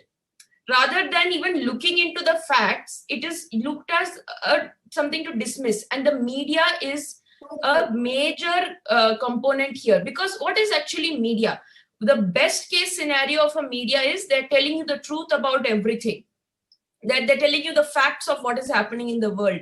But the reality of the media is they are shaping the way you think, and vested interest groups use media to make you think what is convenient for those interests. So absolutely, I actually wanted to add here, the thing is, Hindus ourselves don't cognize that actually there is a persecution, there is an attack that is happening on us. Hindus, we don't cognize it. We are not aware of it. We keep thinking, okay, yes, it is, but not actually. Many people believe nothing like that is happening. It was all in the past. Right now, no persecution. It's like people keep thinking it's in the past that has happened. People are not cognizing even now it is happening. Just an example. If you just go and see, in this last 1 year, more than 100 temples have been vandalized. Just in Hyderabad, Telangana, we have more than 5 to 6 ancient temples vandalized. So like it's more than 80. It's more than 80 in the last few months. Yes, yes. So it's like, it's too many temples. So if you see in a global scale, it's much, much more. So true. Like, for example, if you take the recent, the Durga deity, the last sculpture of the Hoysala sculpture carving that was alive was beheaded, and the deity was, destroyed. Now that is just looked up as a small, attack. It's all being, see, the way the media terms it. And that too, that deity was the only deity of Devi from Hoysala. Absolutely. And that, like, whether you see it as a deity or a monumental piece, anyways, it's like an archaeological thing. How can it be destroyed? So and the way it is all termed out in the media is not Hinduism attack. See, they all split, isolate. It is the last living deity of Hoysala dynasty. So it's only those people of Karnataka who relate themselves to the Hoysala dynasty. They will feel, oh, something of mine. But Hindus at large, the 2 billion Hindus that are living, they are not given this. They are not even presented these facts. Actually, I feel we should come back to this basics of first understanding how Hinduism has come to a decline. So we all wake up. Because like Ma Aishwarya was sharing, there are so many of us who are oblivious. Oh, I go to temple, I wear a sari, I wear a bindi, and I am worshipping and I know some mantras, I am a Hindu.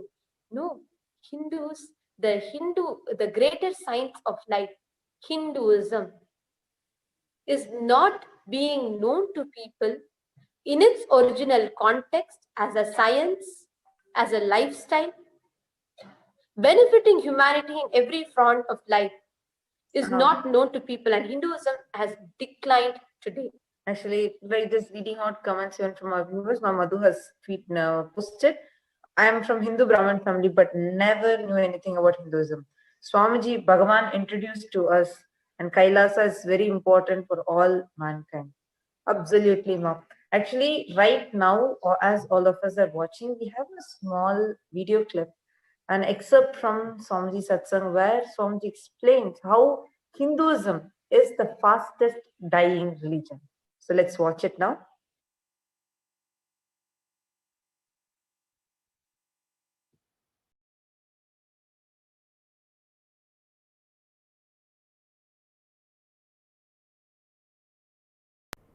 And I do strongly recommend all the consciously asserting living Hindus give birth every year one child. No, really, please understand. Please understand, not only internationally, even in India, we are minority. Don't think we are majority. Statistics are not right. Understand? If you see all the psychologically converted and the cat on the wall population, already 50% is outside Hinduism. Another 20% is this Nadu Center Hinduism. Nadu Center means they do not know anything about Hinduism. We will eat in the kitchen also and restroom also.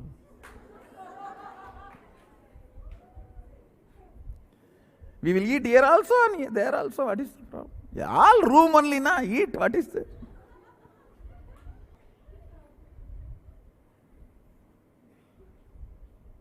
Understand that Nadu Center group 20%. Consciously people who are feeling we are Hindus and practicing Sanatana Hindu Dharma is less than 30%. Understand? This is my humble request to all practicing Hindus. Do not bother. Surely they will not be in poverty. It is time we decide to give birth left and right. Left, right, center. At least one child a year. I am telling you, if we don't produce and groom consciously practicing Hindus, I don't even want to even imagine. If we don't know, it is going to be disaster. Understand? It is going to be disaster. We Hindus are still sleeping, thinking, oh, Sanatana Hindu Dharma cannot be destroyed. What foolish talk. See, 200 years before, from Kandahar to Malaysia, from Kandahar to Malaysia, Gadaram, we have Rajarajan's, the Subramanya temple, Shiva temple built by Rajarajan. And the Cambodia temple is Rajarajan's great-grandson, Suryavarman. Rajarajan's Pattabhishekam name is Arunmozhivarman. So the Varma tradition, the name Varman is the Pattabhishekam name. And the king who built Cambodia temple is Suryavarman. So his direct DNA, understand, from Kandahar to Cambodia, 200 years, even 200 years before. See, Kandahar and Cambodia, all those civilizations flourished 1000 years before, but till 200 years before, Sanatana Hindu Dharma was practiced as a lifestyle from Kandahar to Cambodia. Now where? Not even Kanyakumari to Kashmir. Kanyakumari is gone, Kashmir also gone. It's between Arakonam and Varanasi. Understand the way we shrunk. From Kandahar to Gadaram, shrunk.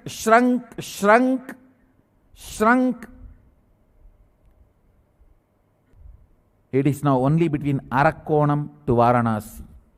Neither above Varanasi nor below Arakonam. And Don't be in the fantasy. Sanatana Hindu Dharma cannot be touched. It is there, Sanatana.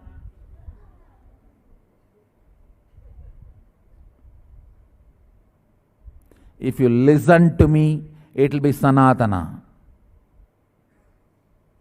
Understand?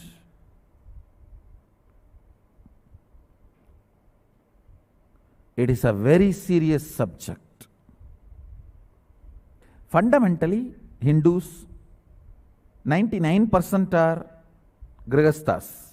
Only 1% is sannyasis. Let that 1% sannyas live the sannyas life. And 99% produce. See let me very little more down to earth. Average productive years. 25 if they get married. Maybe till 45. I will say unabashedly, give birth to 20 children. No, I will say unabashedly, understand you are not realizing the danger in front of you. Give birth to 20 children, bring them up, at least give 10 to Gurukul.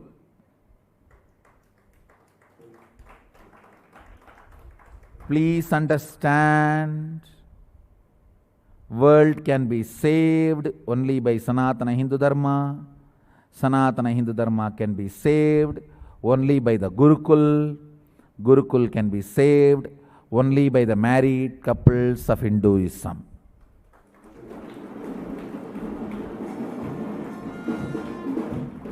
I am not joking. Jokes apart. I am not joking. This subject may look very jovial, but I am very serious. It is time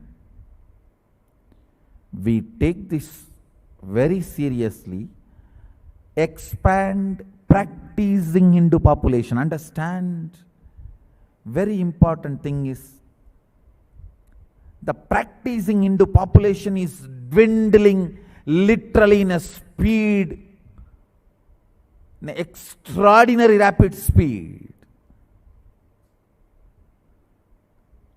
How they claim fastest growing religion, I should say, as on now, fastest dying religion is Hinduism.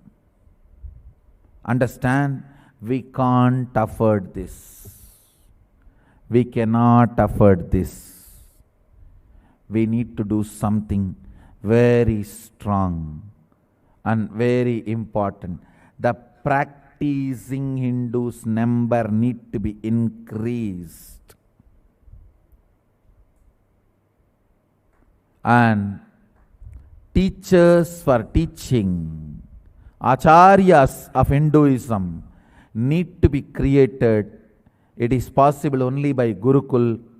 Gurukul need to be populated only by Grihasthas. So I will strongly recommend, as long as you are a Grihastha, one child a year. When you are not able to do that, take Vanaprastha Sannyasa.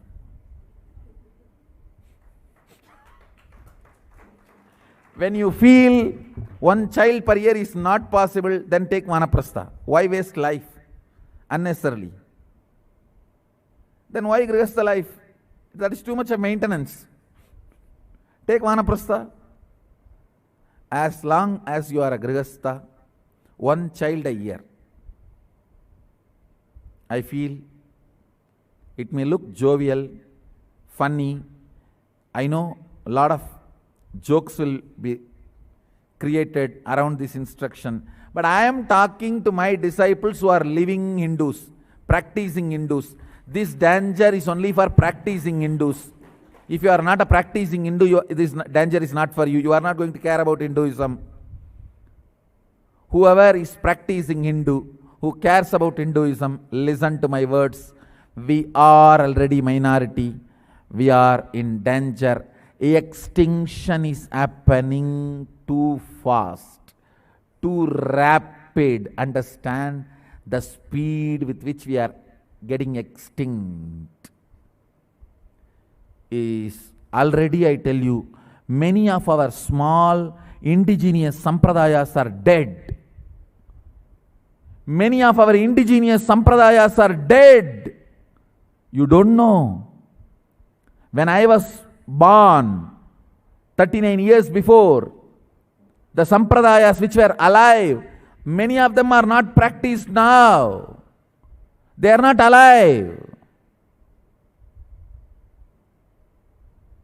I have seen some of the very powerful sampradayas, indigenous traditions dying in front of my eyes. They are no more practiced.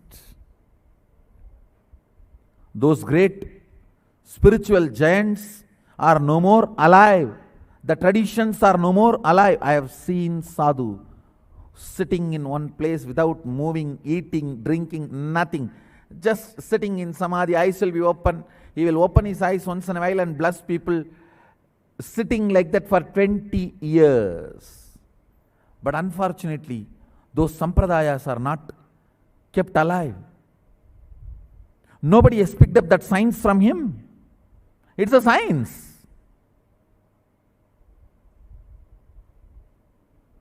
Because there were nobody who is interested to go and live around him and learn that science. He just died without transmitting that science to anybody. Same way I have seen some of the most wonderful spiritual practices, indigenous practices, the local village practices dying. I have seen the dead animals coming back to life through this kind of pujas and rituals and practices. Unfortunately, the next generation is not keeping all that alive. Understand? Already lot of indigenous Hindu traditions are dead. If we are reducing, shrinking the number of practicing Hindus, whatever is now remaining, that few things, like a Shanmata, Vedanta, little Agama, I don't know how long all these will be alive. I know how the traditions used to flourish, now how it's drying down. It is time all practicing Hindus, only practicing Hindus are going to listen even to my satsang, what I am saying. So if you are listening to this, if you are sympathetic towards Hinduism, if you are a practicing Hindu, make more and more human beings live, practice Hinduism. That's all.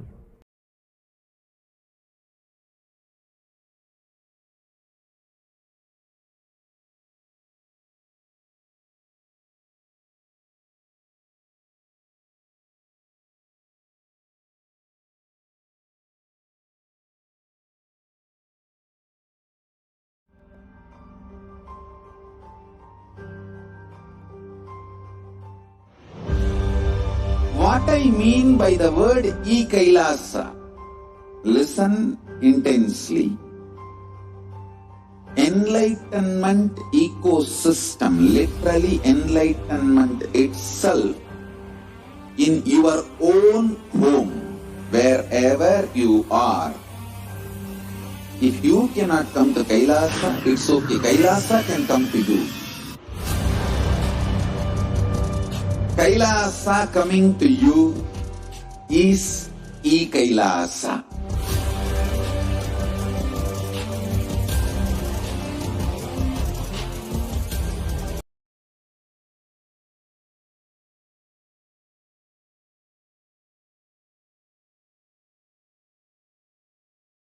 Explained in the video now, Hinduism continuously, because of being attacked,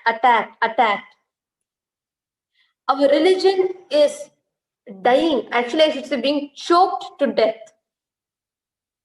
Now, what is this Hindu lawfare? What is it that we are talking about? And why is it necessary for us to know this? What is happening?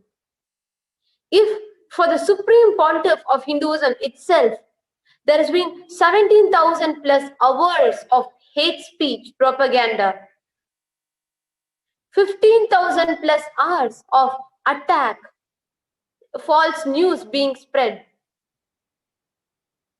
thousands of hours of physical attack, mob lynching on the sannyasis, Ahinavasis, and on the Supreme Pontiff himself.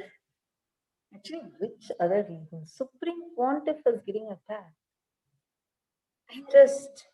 That shows what is the current state of Hindus and Hinduism.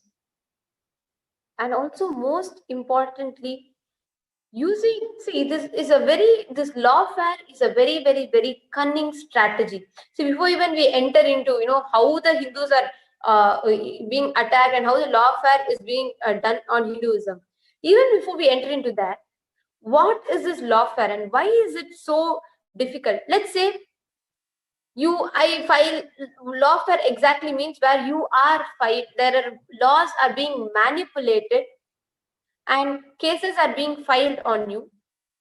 One is the character assassination that happens based on this. Second is also the amount of time, energy, life, and money that sucks away in your life, that is sucked away in your life because of these lawfare. I'll just give you all an example from what we have seen that is being done to Swamiji. Simple things.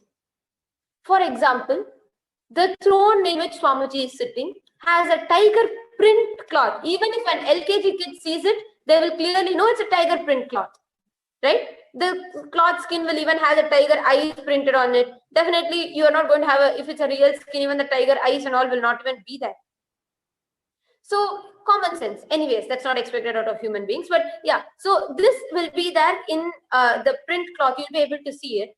And clearly, it is visible. It's a tiger print cloth. There was one false case that was put saying that, in the Adinam, in the KAILASA, in Nithyaananda Sangha, Swamiji is using tiger print. They're using the tiger skin. And they say there is animal violence being done, animal products are being used, this is against law, everything. Though there is nothing, there is no, even if anyone comes, it's clearly visible and they can all check. It did happen that way. But immediate defamation that happens. Same way, there were so many false allegations that were put, where we sannyasis are living, where all of us are living a peaceful lifestyle. There was another false case claiming that, there is drug usage in the Adinam, etc. Now, what happens? Before people enter into knowing whether it was factually true or not, repeated projection of the news in continuously 48 hours plus, the news channel will keep putting that. By the fourth or fifth time when a person sees it, whether he knows it is factual or not, but there is a kind of a doubt that starts happening. See, that sowing doubt itself is powerful enough.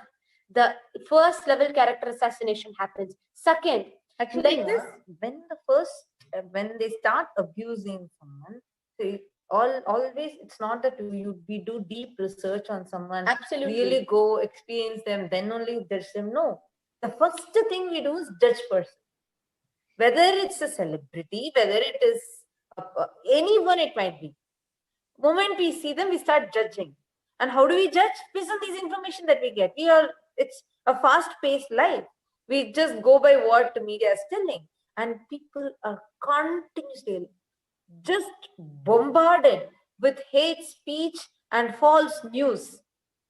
I'm just so shocked. Moment, actually, this news, especially seeing the picture, we actually have, I request the tech team to kindly project a slide.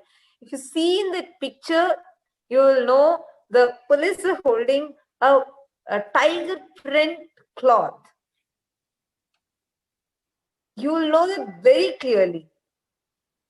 Actually, yet so many times these kind of attacks that are being done.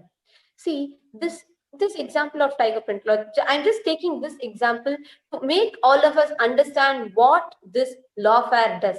One, defamation, character assassination. Second, Definitely, I'm sure everybody, we all know that the judiciary system is time consuming. Let's say now there are 10 such false cases filed on you. Whether it is factually correct or not, but you spend so much of time running in these cases, you all can actually see this is a cloth, the picture that you're all seeing on the screen right now. This is a tiger print cloth, which so evidently you all can see it is a satin cloth kind of a thing. And where there is a print on the other side, you can clearly see the texture of the cloth. It is a print cloth, but we have intelligent police holding it and still examining it.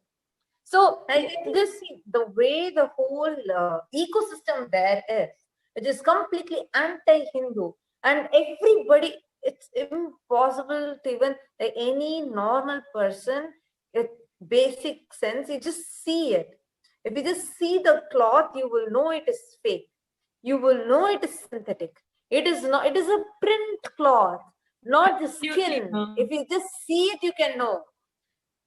Actually, I now request the, sorry, just a minute. I just request the NTV operator to stop the screen share and project both of us and Ma Aishwarya together, just for this discussion. Yes, please go on, Ma. Yes, Ma. Ma Tattvapriya, you're so right in saying that this is the anti-Hindu ecosystem which is happening. See, basically, words have tremendous power. It is by hearing the words of somebody that you're able to share an idea into their mind, right? So the words are being weaponized, used in a very cunning way. And this takes on two dimensions.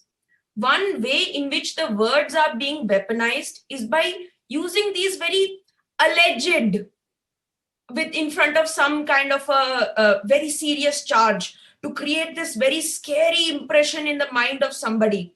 Even though technically speaking, you're using the word to keep yourself legally protected, right? Accused. You're using these words, which is not definitively saying you did something, but it is trying to insert an idea very cunningly into the mind of the person who is listening. And the second way in which these words are being used very cunningly is through the lawfare directly, because the law has been written out, spelled out very plainly. Now, manipulating those words, those definitions of what constitutes a criminal charge, and trying to twist some situation to fit into that definition. These are very, very cunning ways in which these people are operating in the anti-Hindu ecosystem. And what is happening is that the people, as Ma Nithyananda has mentioned, who have limited time to do the research and are more interested in just getting a bite-sized nugget to come some conclusions, right? So they will come to conclusions based on not the legally protecting words to hide behind which the news is using, but the explosive, inflammatory words which is next. So this is what is being actually done in a very sly way. But once you notice it, once you become aware, this is what is going on, this is the way they're doing it, it's no more even sly. You just see it all around. You really realize, oh my gosh, when it comes to reporting a crime against a Hindu, they will try to use very, very, very neutral terminology about who is the victim, who is the perpetrator. When it comes to a crime against any other religion person, it is all about the religion. The religion is the first and foremost focus point, that, oh my God, bigots and hatred against some minority. Whereas the reality is that when the Hindus are the targets and victims, which is too many times nowadays, the statistically speaking, the Hindus are the ones getting majorly targeted even in Hindu majority areas. But the way in which that is the majority itself, it's only that, like how somebody is playing factual and actual. Yes. Factually, you might think you are a majority, but actually you are a minority. Yes. Yes, and this is the way in which that false sense of security is getting reinforced more and more. Wherever people are in a minority, they are seeing that, oh my God, people are attacking our community, so we need to stand up. And they're very appreciate that they are actually very sincere in standing up for their religion, whatever is their way of existence. They are standing up for it unapologetically.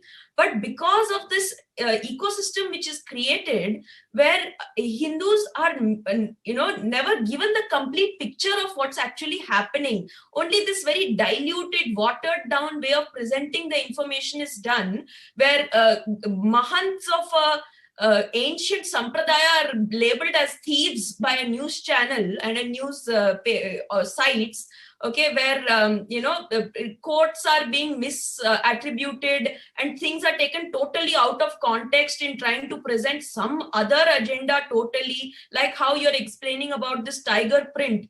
The context is completely symbolic, that Swamiji is very much interested in reviving the traditions rather than in attacking animals. I mean, this hashtag which is being projected here, Hindu votes are sacred, it was on this very same hashtag that Kailasa voted and decided that non-vegetarianism is going to be dropped as a lifestyle in Kailasa itself. That is the level to which we are absolutely committed to being life positive and literally loving all life in any form, how it comes. And it is being completely distorted into some out of context. Actually, so true. I just want to present one point here. See, when we are bringing this example of how animal print, all these false, stupid cases, silly cases. See, end of the day, no one bothers about the judgment that comes. You are being filed a case. That's what matters, right? So, like first step, the defamation is done.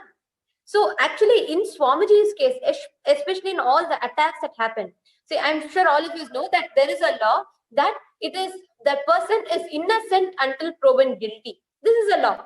But I should say for Swamiji it was opposite. He was guilty until proven innocent.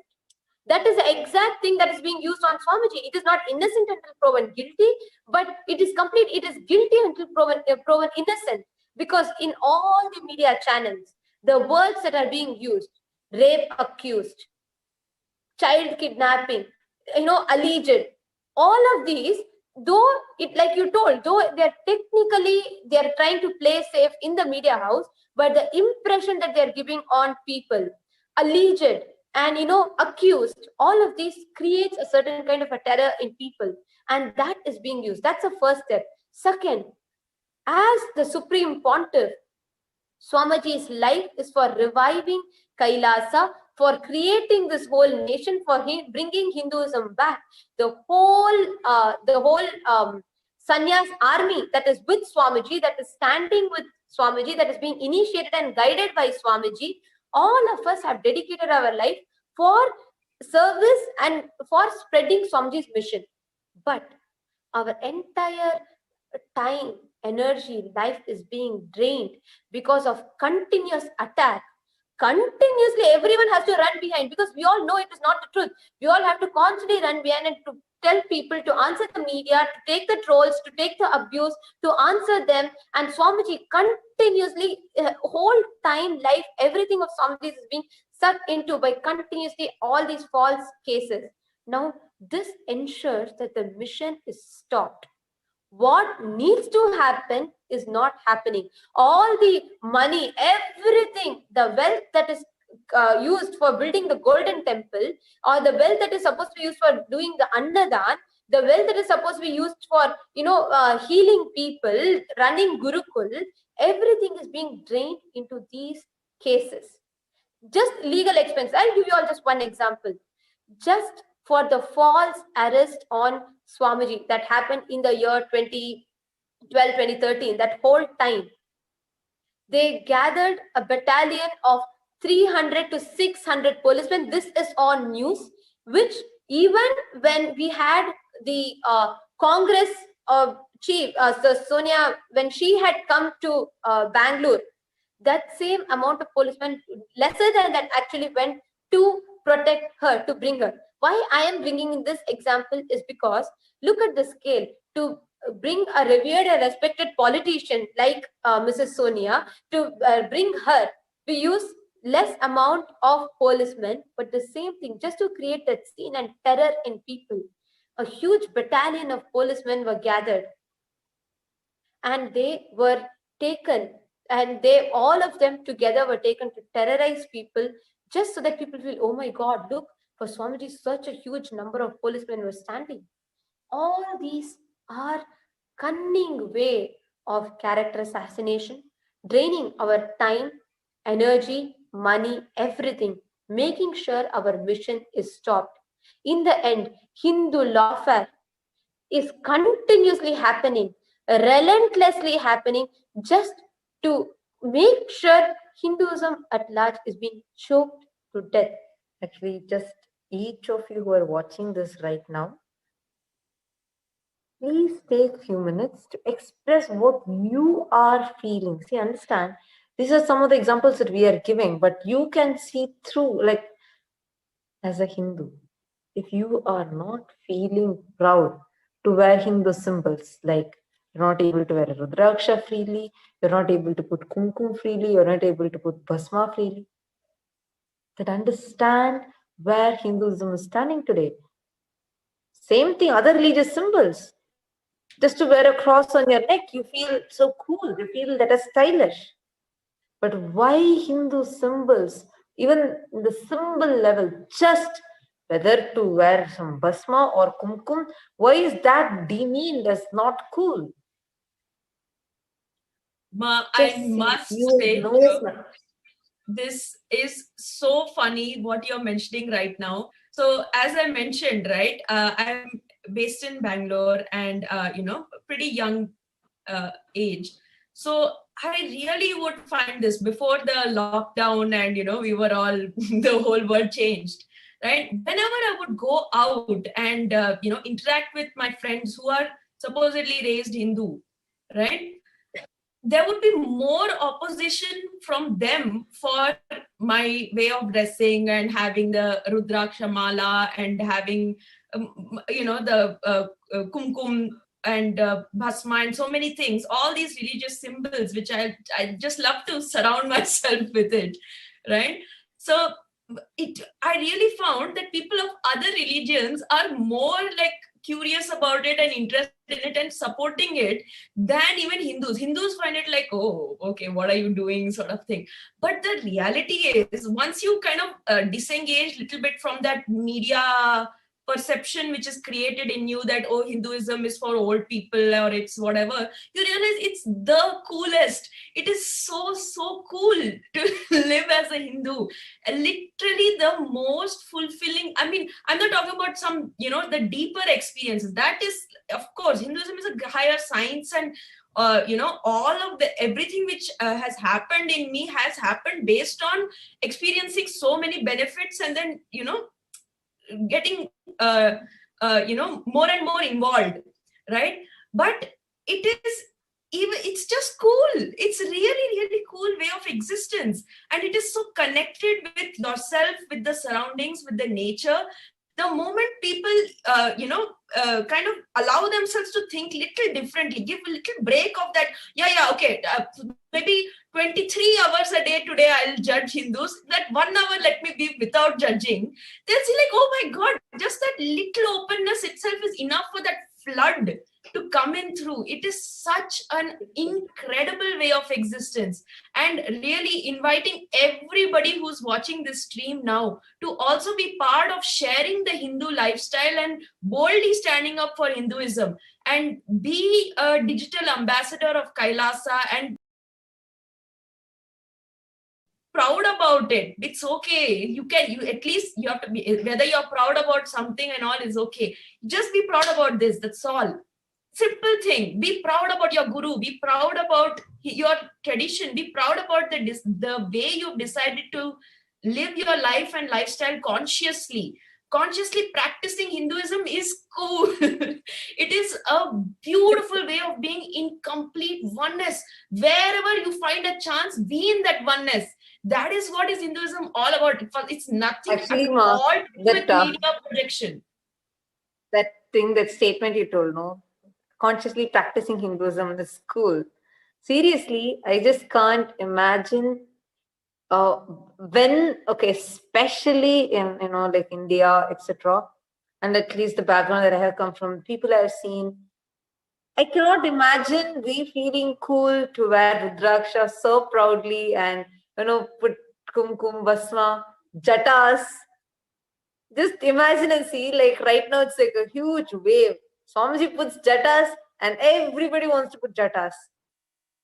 Swamiji puts kumkum, puts the tilak, everybody, even the trolls want to do that. It's like the way how Swamiji sets the trend is just amazing. Because Swamiji started tying turbans, turbans became cool thing. So actually living Hinduism itself is so cool. And the way we feel empowered, like what Swamiji says, freedom is not choices. See, choices is not freedom. Choicelessness is real freedom. When you have choices, you are restricted, you are having a wall, and your freedom is just restricted to few choices that you have. When you are beyond these choices, you are not constricted to choose right now how you choose. Oh, should I wear this dress or this dress? Should I do this, do that? Like your whole time goes off in a dilemma of choosing, making choices rather than, and you're pressured. These choices are not out of freedom that you're making. Okay, you're able to just pick up one and use it. But you are filled with so much of patterns, incompletions, which tires you out by the time you make a choice. There are so many things you go through internally. Decision fatigue. That is why, yes, and that is why right now, why there is so much of stress and violence in the world today. So many choices are there. If choices are real freedom, then by now everyone should have been free. But understand, like for example, in today's world where we all are in like a very modern lifestyle, is so advanced, technology, civilized, etc. Whatever terms we use, in such very popular cities, we are in a position where there are only food-like products, chemically altered, things that are not food exactly. So we are pressured, your choices, all the choices that are there in front of you are restrictive, and you're forced to only consume them and not eat as per your goals. Whereas real freedom is when you are able to eat as per your goals. The way we envision life changes.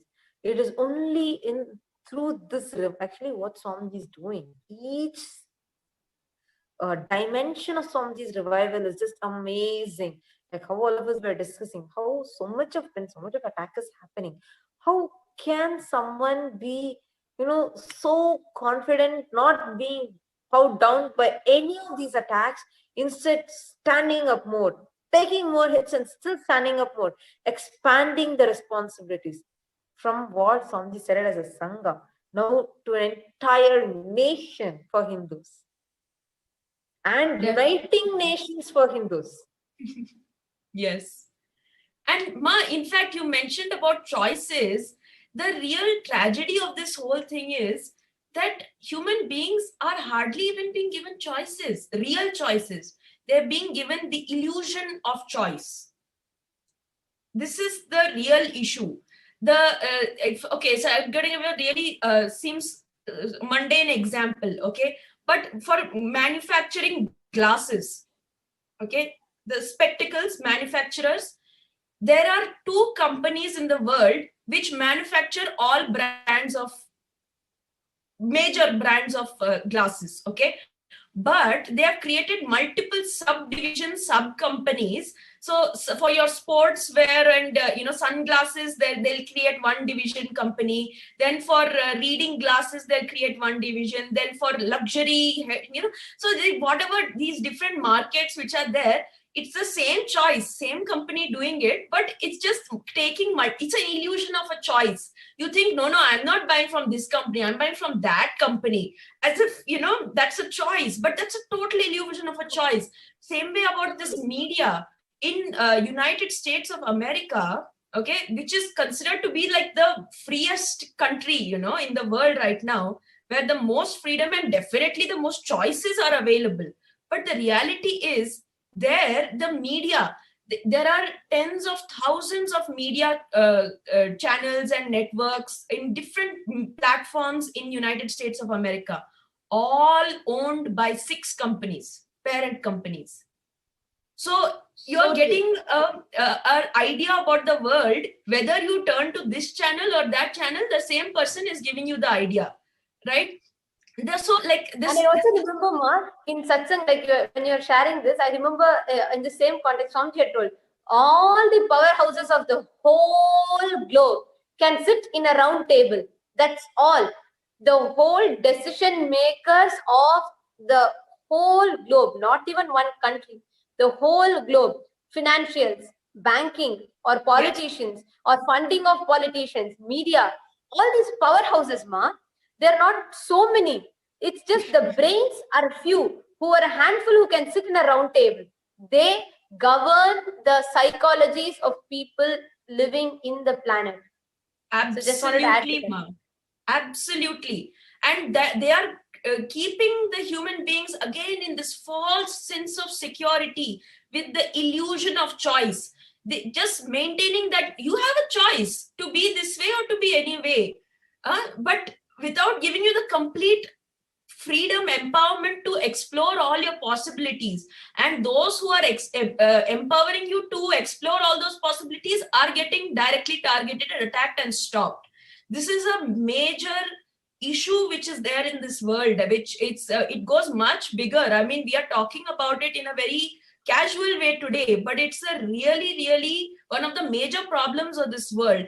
And Swamiji is the one who is directly taking it on head on and facing it. And we are all just blessed to be part of this journey and be supporting him and be standing as pillars of his right now. So Actually, we have a small video where Swamiji explains about this Hindu law. It's a very short clip where Swamiji explains. So let's watch that now. What is this Hindu law? Actually, we have like explanation based on what Swamiji has revealed. Yes.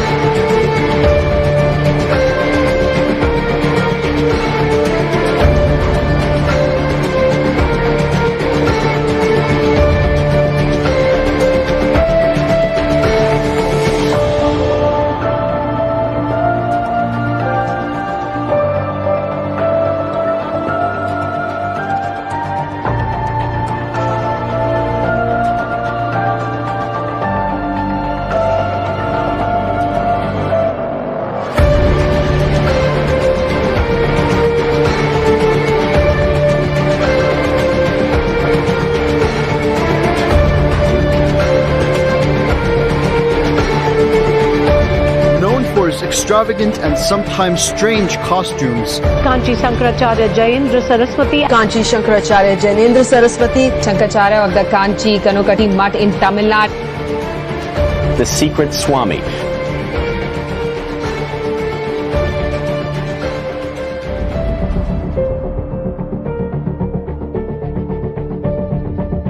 This cult culture. They are con men, wrongdoers. No self-styled Godman has the right to live a life of an incarnation of God.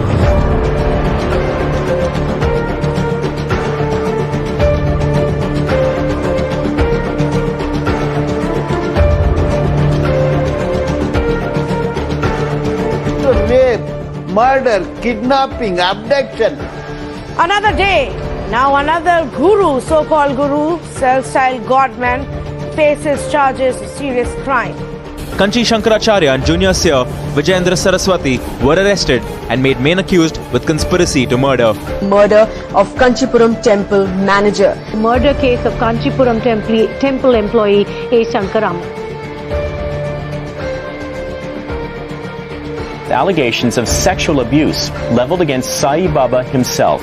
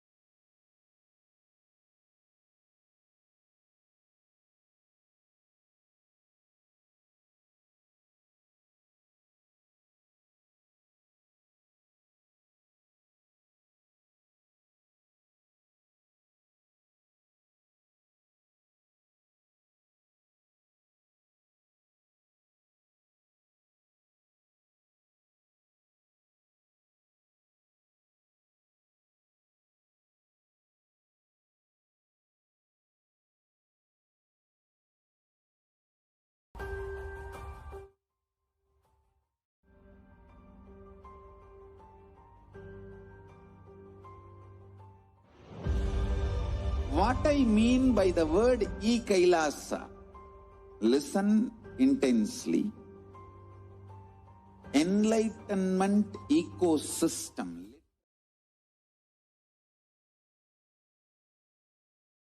The exact 3 steps that we saw in the video.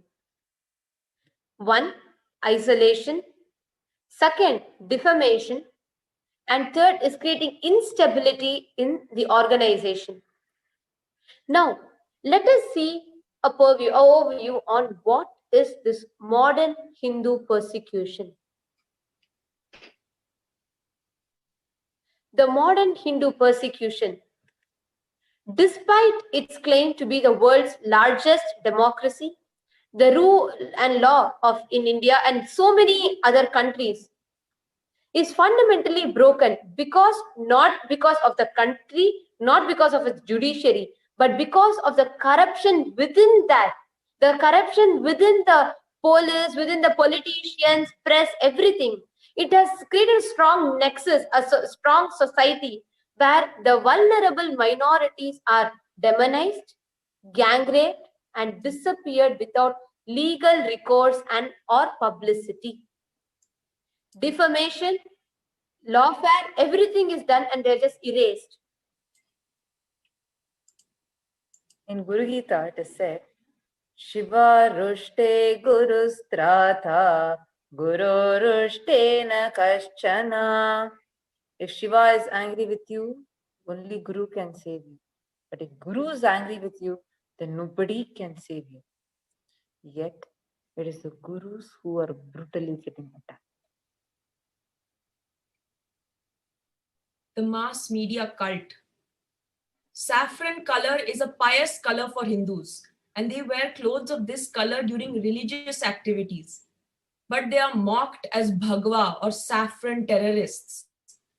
Hindu groups are trolled as Hindu vigilantes or Hindu terrorists. Hindus are also abused as Manuvadi or Brahmanvadi. Not only this, but Hindu gurus are also always defamed and abused in a very vulgar manner. Famous Hindu gurus like Baba Ramdev, Acharya Balakrishna, Sadguru, Nirmal Baba, Radhe Ma, Sadhvi Pragya Thakur, Asaram Bapu, Baba Ram Rahim, and our own Guru, the Supreme Pontiff of Hinduism, Jagatguru Mahasannidhanam, His Divine Holiness, Bhagavan Nithyaananda Paramashivam, are harassed and trolled without any reason. In some cases, they are framed in false cases. And more so truly, to see the Supreme Pontiff of Hinduism for more than 20 years being persecuted, attacked, and being continuously so many assassination attempts and attacks that are happening. This whole Hindu Holocaust. Let us see a brief overview on what is this Hindu Holocaust, the untold story, or rather I should say the unheard story, which so long we have been so many places, so many platforms, so many methods being used to try to tell the Hindu Holocaust, yet goes unheard. What is this persecution about? The next slide, please.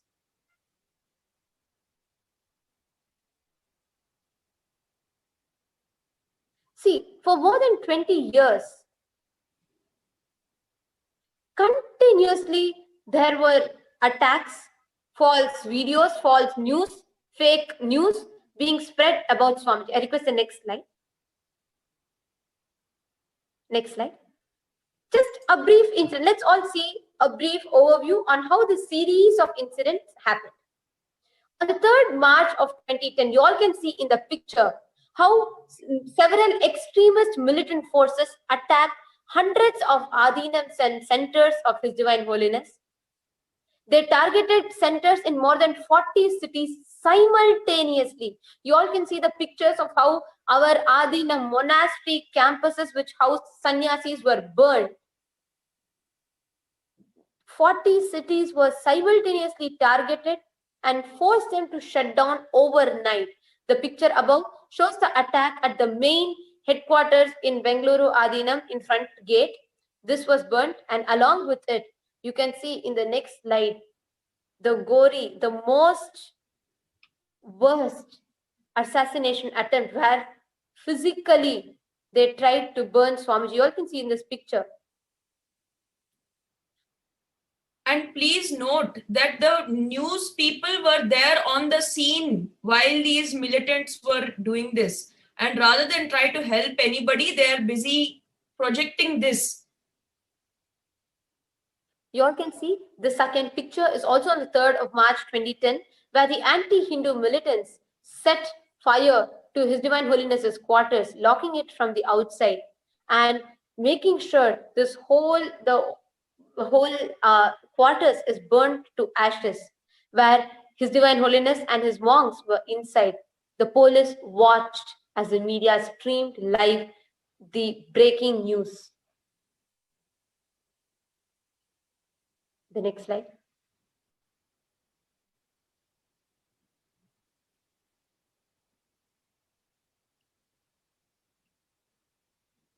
Yes, ma'am. You can go ahead. See, the next picture is also on the 3rd of March 2010,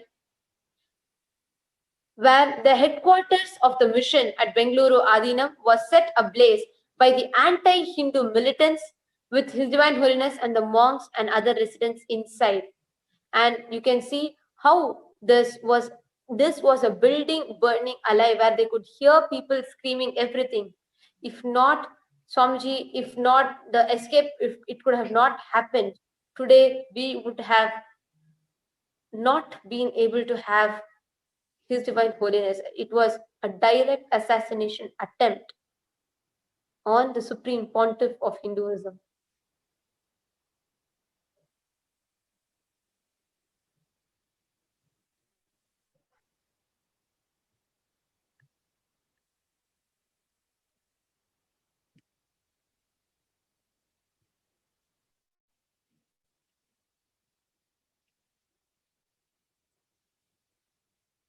This is not warfare, but lawfare. The huge wave of false propaganda which was unleashed on multiple television channels, newspapers, magazines across India was not only the foundation for the huge attacks in the name of mob violence, but also an unprecedented stage of warfare, lawfare, which is one of the most lethal weapons used in the modern post-World War II world, where the law itself is used for warfare. It's a type of modern day warfare, thus leaving the victim absolutely defenseless, even as the last bastion of justice is used against the victim. And this is how the stage was set for the illegal arrest of His Divine Holiness. On 2nd March, the morphed video was released. So first, the media is activated. On 3rd March, the anti-Hindu forces, in the name of mob attacks, telecast these violent images that we've only shown for a few moments, 24 hours non-stop, and across the entire nation. And so on 4th March, the stage was set for an illegal and absolutely baseless legal case against His Divine Holiness in the heartland of atheist Tamil Nadu. The case alleged rape without any victim named, without any incident of rape ever mentioned. And a personal testimony here, the days following this staging of the attack, there were multiple ads across. At the time, so many years ago, seemed strange, where they were asking victims to come forward. This is serving a dual purpose. One is to try and somehow get some person who wants to make a claim. And second, to create an image again in the mind of the casual outside viewer, as if there are so many people that you need to invite people to come forward, when the reality was that these allegations were totally baseless and false. Absolutely. Actually, we see the way the way they target the Hindu gurus, the way these arrests are done, and the way it is portrayed. All these, it's like a very, very criminal. Actually, no words to use. Can't imagine how someone can be tortured so much, so badly. Like starting from, you just imagine and see for you, if you, with your hard work and so much effort you put, and you build just one house. If somebody illegally comes, kicks you out of your house and comes and stays there, loots all the money that you have done out of your hard work, gotten out of your hard work, loots everything, and just pushes you out forcibly and threatens to kill you, and police come and arrest you, how do you feel? Instead of the person who did this damage and attack.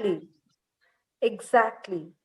This is just what I'm telling is like 1% of, not even 1% of what happened to Swamiji. Imagine and see, from young age, the early 3, where Swamiji started his Chaturmasya. Age of 3, where all the toddlers will be busy playing with toys, playing with toy cars, playing with Barbie dolls. Swamiji, at the age of 3, we have photograph record. In the available record, we are able to see that how clear Swamiji was with the purpose of his life. Hard work, continuous hard work, doing all the tapas by himself, so the devotees do not need to suffer even the tapas. So much Swamiji did, doing, but he is forced out of the enlightenment ecosystem he created. Ma, this What is can be more painful. Simply striking to one very intimate sharing by one of the amazing Swamis in the Sangha about how in the midst of the what would be seen is the lowest point, when Swamiji is forced to leave the enlightenment ecosystem which he himself has created, the only word in his mouth was, "It's time we build a Hindu nation."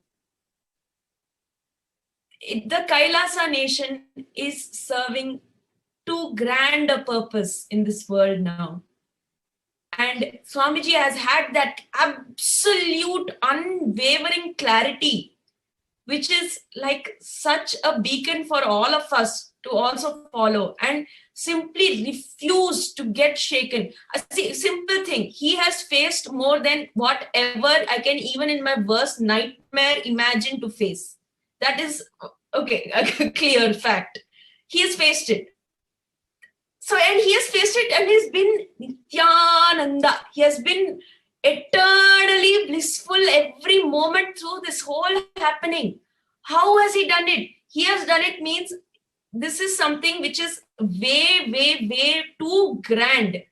The motivation of this purpose is so supreme that it trumps all of the distractions of all these attacks and all this. Of course, we need to create a safe space for us, because fundamentally Hinduism is a greater science. The Hindus, the monks, the practicing Hindus, they are not at all warriors. They are scientists, right? They're exploring. Actually, ma'am, now a few things in what you shared. Sorry, not cutting you off, but just wanted to tell a few things in what you shared. See, one about, like, yes, Swamiji, we can say, because Swamiji is an avatar, Swamiji, the pain, the suffering that the anti-Hindu elements are trying to force Swamiji through, it's not a joke. Actually, seeing Swamiji continuously, like being around Swamiji in his Gurukul, seeing Swamiji, we have seen the worst. I still cannot forget the day how Swamiji is sitting on the wheelchair, or anything, like each time where they force Swamiji, physically hurting Swamiji. It's too painful. Even not even remember all those, it's extremely painful. Or even trying to use us, me and her, trying to use us as weapons to attack Swamiji. Continuously, though, it's not a joke that the pain and the suffering and the hurt that they're trying to cause in him. We can say he's blissful because he's an incarnation, but we need to really understand what it takes for Swamiji to do this. Why I wanted to highlight the statement is because many of us, yes, Swamiji never shows his pain, because Swamiji cannot even bear to see the suffering in our eyes, seeing him suffer. That is why when Swamiji conducted the program Nithyanandoham, Swamiji was having, I think, typhoid, right? Malaria. Swamiji was sick. Still, Swamiji did not utter a single word to any single person over there.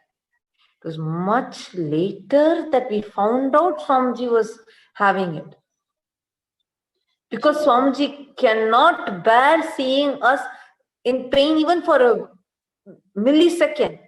That is why, like, with all the sciences Swamiji is teaching, the healings, the blessings that Swamiji is giving us, understand what Swamiji is going through just for us Hindus, just to create a Hindu nation. Each Hindu who is watching this, if you are in a place where your religion is not respected, your religion is not, if you are not feeling proud and not able to be whole day, you're not able to live as a Hindu, know clearly that is the current status of Hinduism. And there is nobody except for the Supreme Pontiff of Hinduism. There is nobody else who is able to stand and face these attacks. There's no one else for Hinduism. And most importantly, what we all also need to understand, we can, all the hard work that Swamiji has done, everything, that is on one side.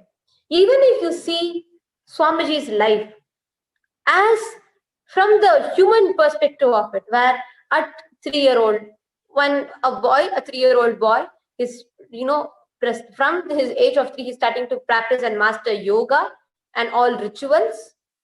He is living the life of sannyas. At the age of 12, Swamiji had his enlightenment experience. And at the age of 16, where Swamiji could have, if needed, by 16, people want, they want to set and, they want to enjoy their teenage. It's a prime time of their life.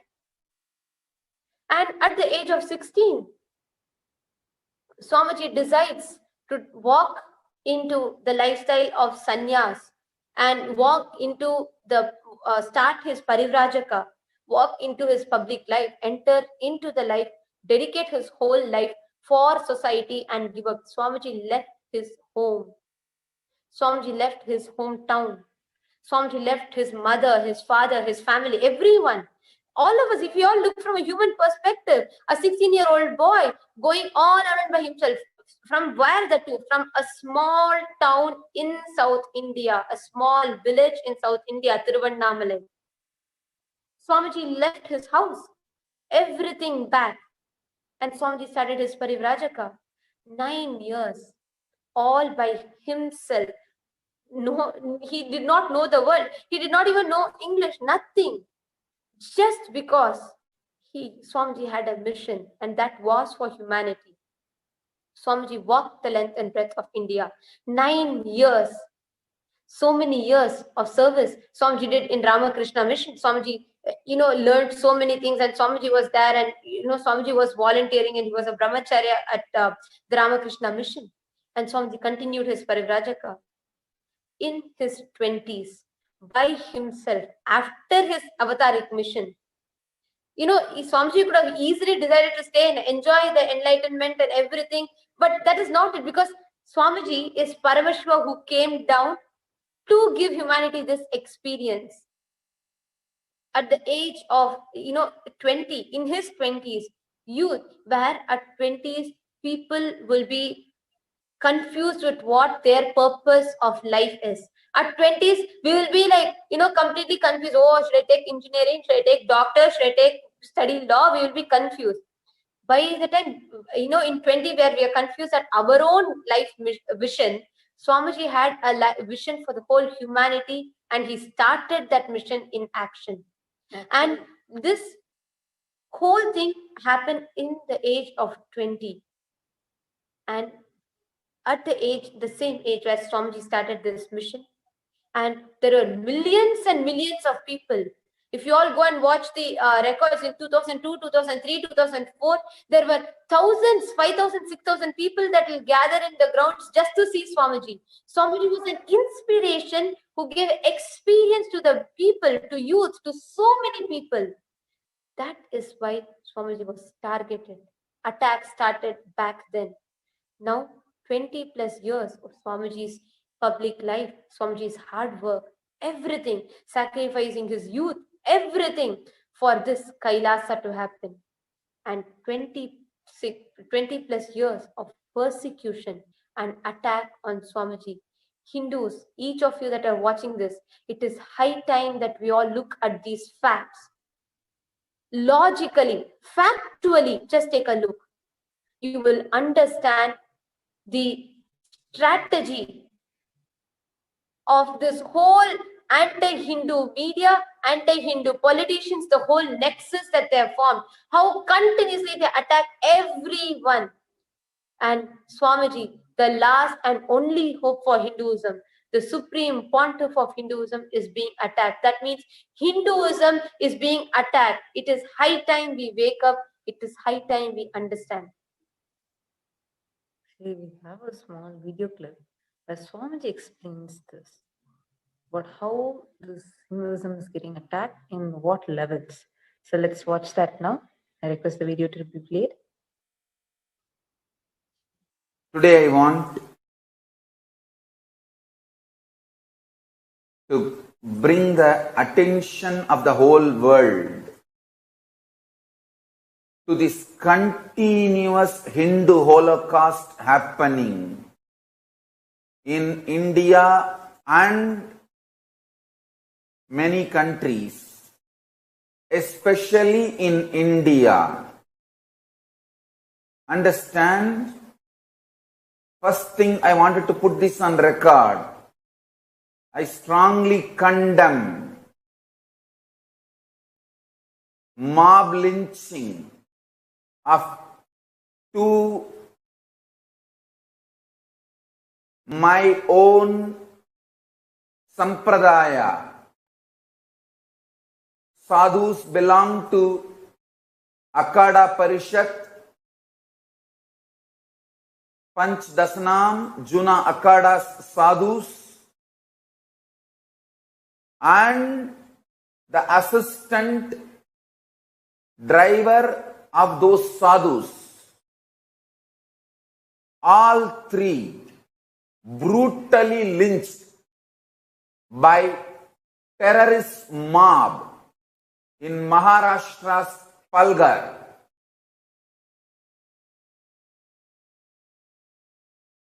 India's independence has no way made we sadhus safe. Hindu leaders, Hindu sadhus getting mob lynched, killed is 1,000-year-old regular happening, and India's independence has no way made us safe or stopped this continuous persecution. O Hindus all over the world, I beg you all with humbleness, please wake up to this truth. Please wake up to this reality.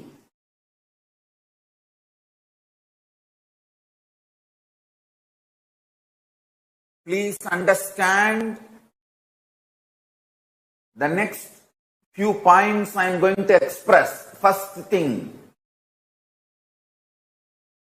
fortunately we got the video of the sadhus getting lynched and killed by the terrorist gang. If we did not get this video, by now media would have produced marked video of these sadhus raping some girl, and they would have created a either illegal affair or rapist story around these sadhus and justified their killing. I tell you, neither India's mass media cult nor India's entertainment industry is honest or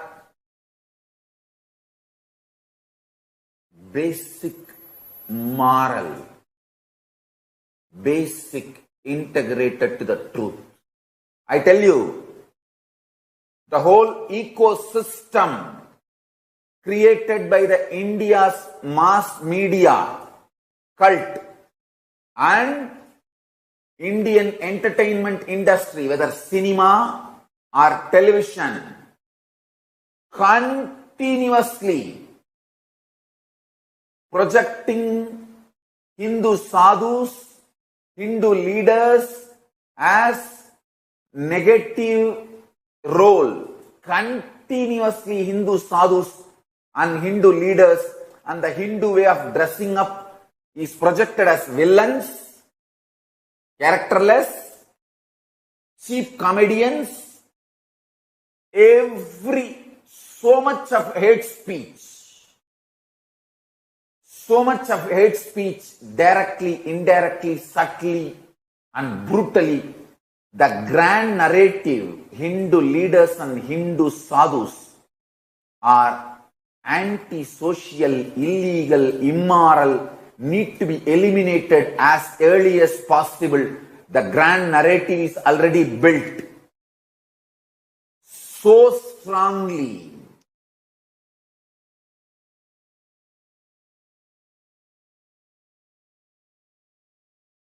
Outside India, constantly Hindus are projected as aggressors and terrorists by Indian media. Understand this dangerous ecosystem built in India by mass media cult and the entertainment industry. The funding, training, and the whole ecosystem of mass media cult and entertainment industry, television, TV serials, and cinema. The whole ecosystem is absolutely anti-Hindu. Look at any movie, villain. The negative characters will have Hindu symbols brightly established, presented on their bodies. But never heroes. Heroes will not have any symbol of Hinduism. If you see the percentage, less than 1% only, heroes will be wearing Hindu symbols. 99%. Only villains will be having Hindu symbols. Constantly brainwashing the society. Hindu sadhus are criminals and worst.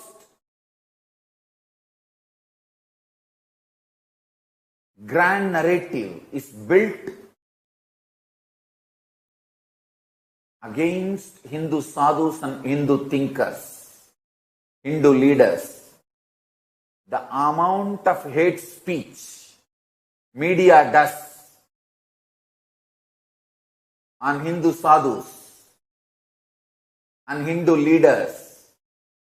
Oh Hindus, wake up and get the international attention, or within next 20 years, your sons, daughters and your next generation will not be Hindus. They will not even remember you guys. If they remember you guys, they will be ashamed of you, never remembering you guys with pride. Understand?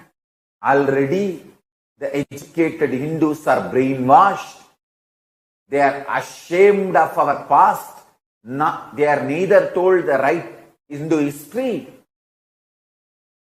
nor they are allowed to feel the great contribution of Hindus. We are made to feel ashamed of our past by absolute lies and brainwashing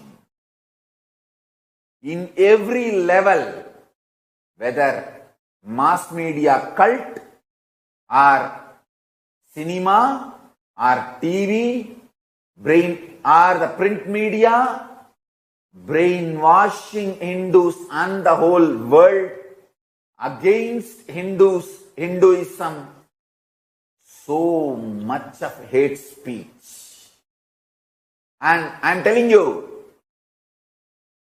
including school books, so much of hate speech, distorted history, so much of poison dumped on Hindus. The whole ecosystem, media, entertainment industry, officials, including police,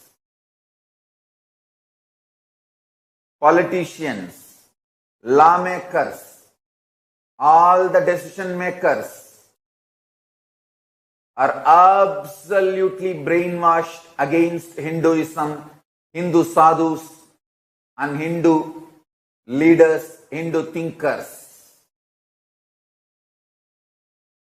The whole ecosystem carries the grand narrative against Hinduism. Already Hindu sadhus are painted as anti-social elements in India.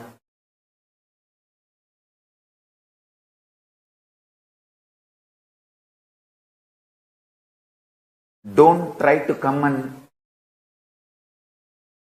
defend here using some excuses or few exemption Hindu leaders.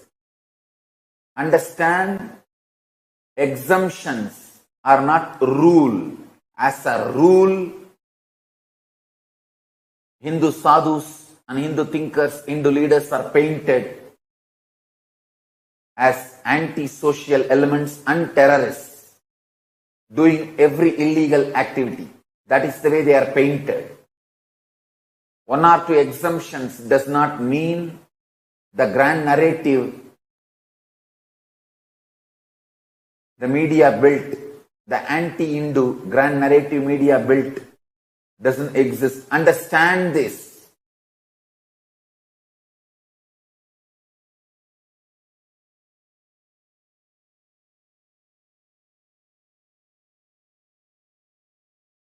The Indian mass media cult and cinema industry, whether Bollywood or Dollywood or Bollywood or Sandalwood or all, the whole cinema industry in India, heavily funded by anti-Hindu elements, and they have successfully done the continuous hate speech at least for last 50 years.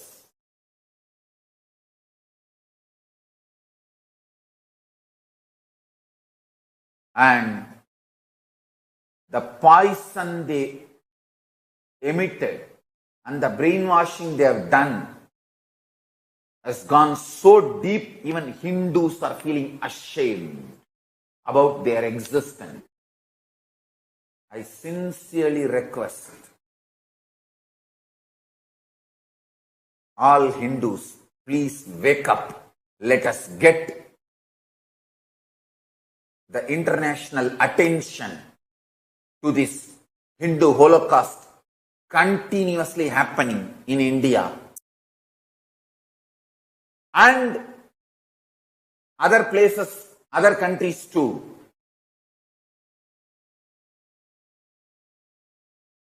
Save Hindus.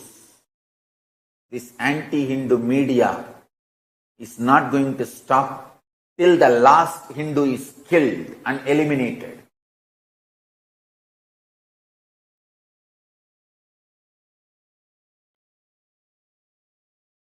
And after they kill that last Hindu, the story also will be, he was responsible to get killed. He was anti-social and anti-humanity, so he was killed. Let us stop this Hindu Holocaust.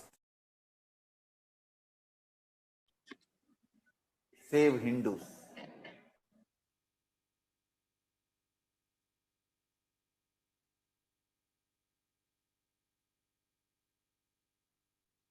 Just as we heard now from Swamiji himself, time and again, Hindus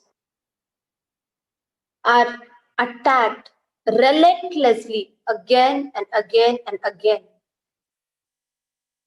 And this makes us psychologically handicapped, where your strength, your trust, your experience on Hinduism is shaken.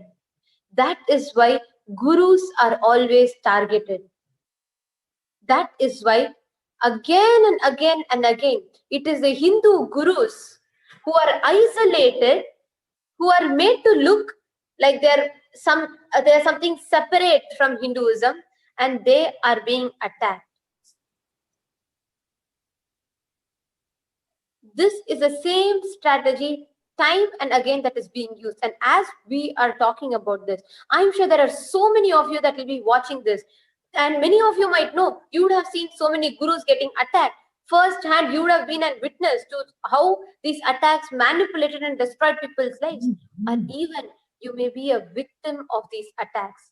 Don't be surprised. Yes, each of us that have lost confidence on Hinduism, on the sciences that Hinduism teaches, is not because of not being taught, or it's not because of anything else. It is purely because of the Hindu Holocaust. The attack your thought about you, that fundamental itself is wrong. How you will feel when everything, see, we are as Hindus, the past other Puranas which are clear records, and all the Puranas are taught as mythology. History is taught to you as mythology, and you are made to forcefully believe that it is a myth. You are forcefully made to believe that you don't have a glorious past. And all you're taught about in your school is how British invaded us, how Mughals invaded us. You are always attacked, you are always weak. This is what we are forcefully fed in such a convoluted way. They just feed this myth inside you, and you don't have confidence on yourself because of that. Understand it's very the damage it creates in you. This Shama, go ahead. history distortion which has been done in the textbooks is literally shocking. So the Hindu aspect of the history which is presented, one Vedic civilization, okay, where it talks about there were 4 Vedas, people lived in, and it's a very strange way of presenting also. Like it's like a very primitive lifestyle is the way that the words are chosen in a way to make it seem that, oh, people lived in a very primitive way almost, right?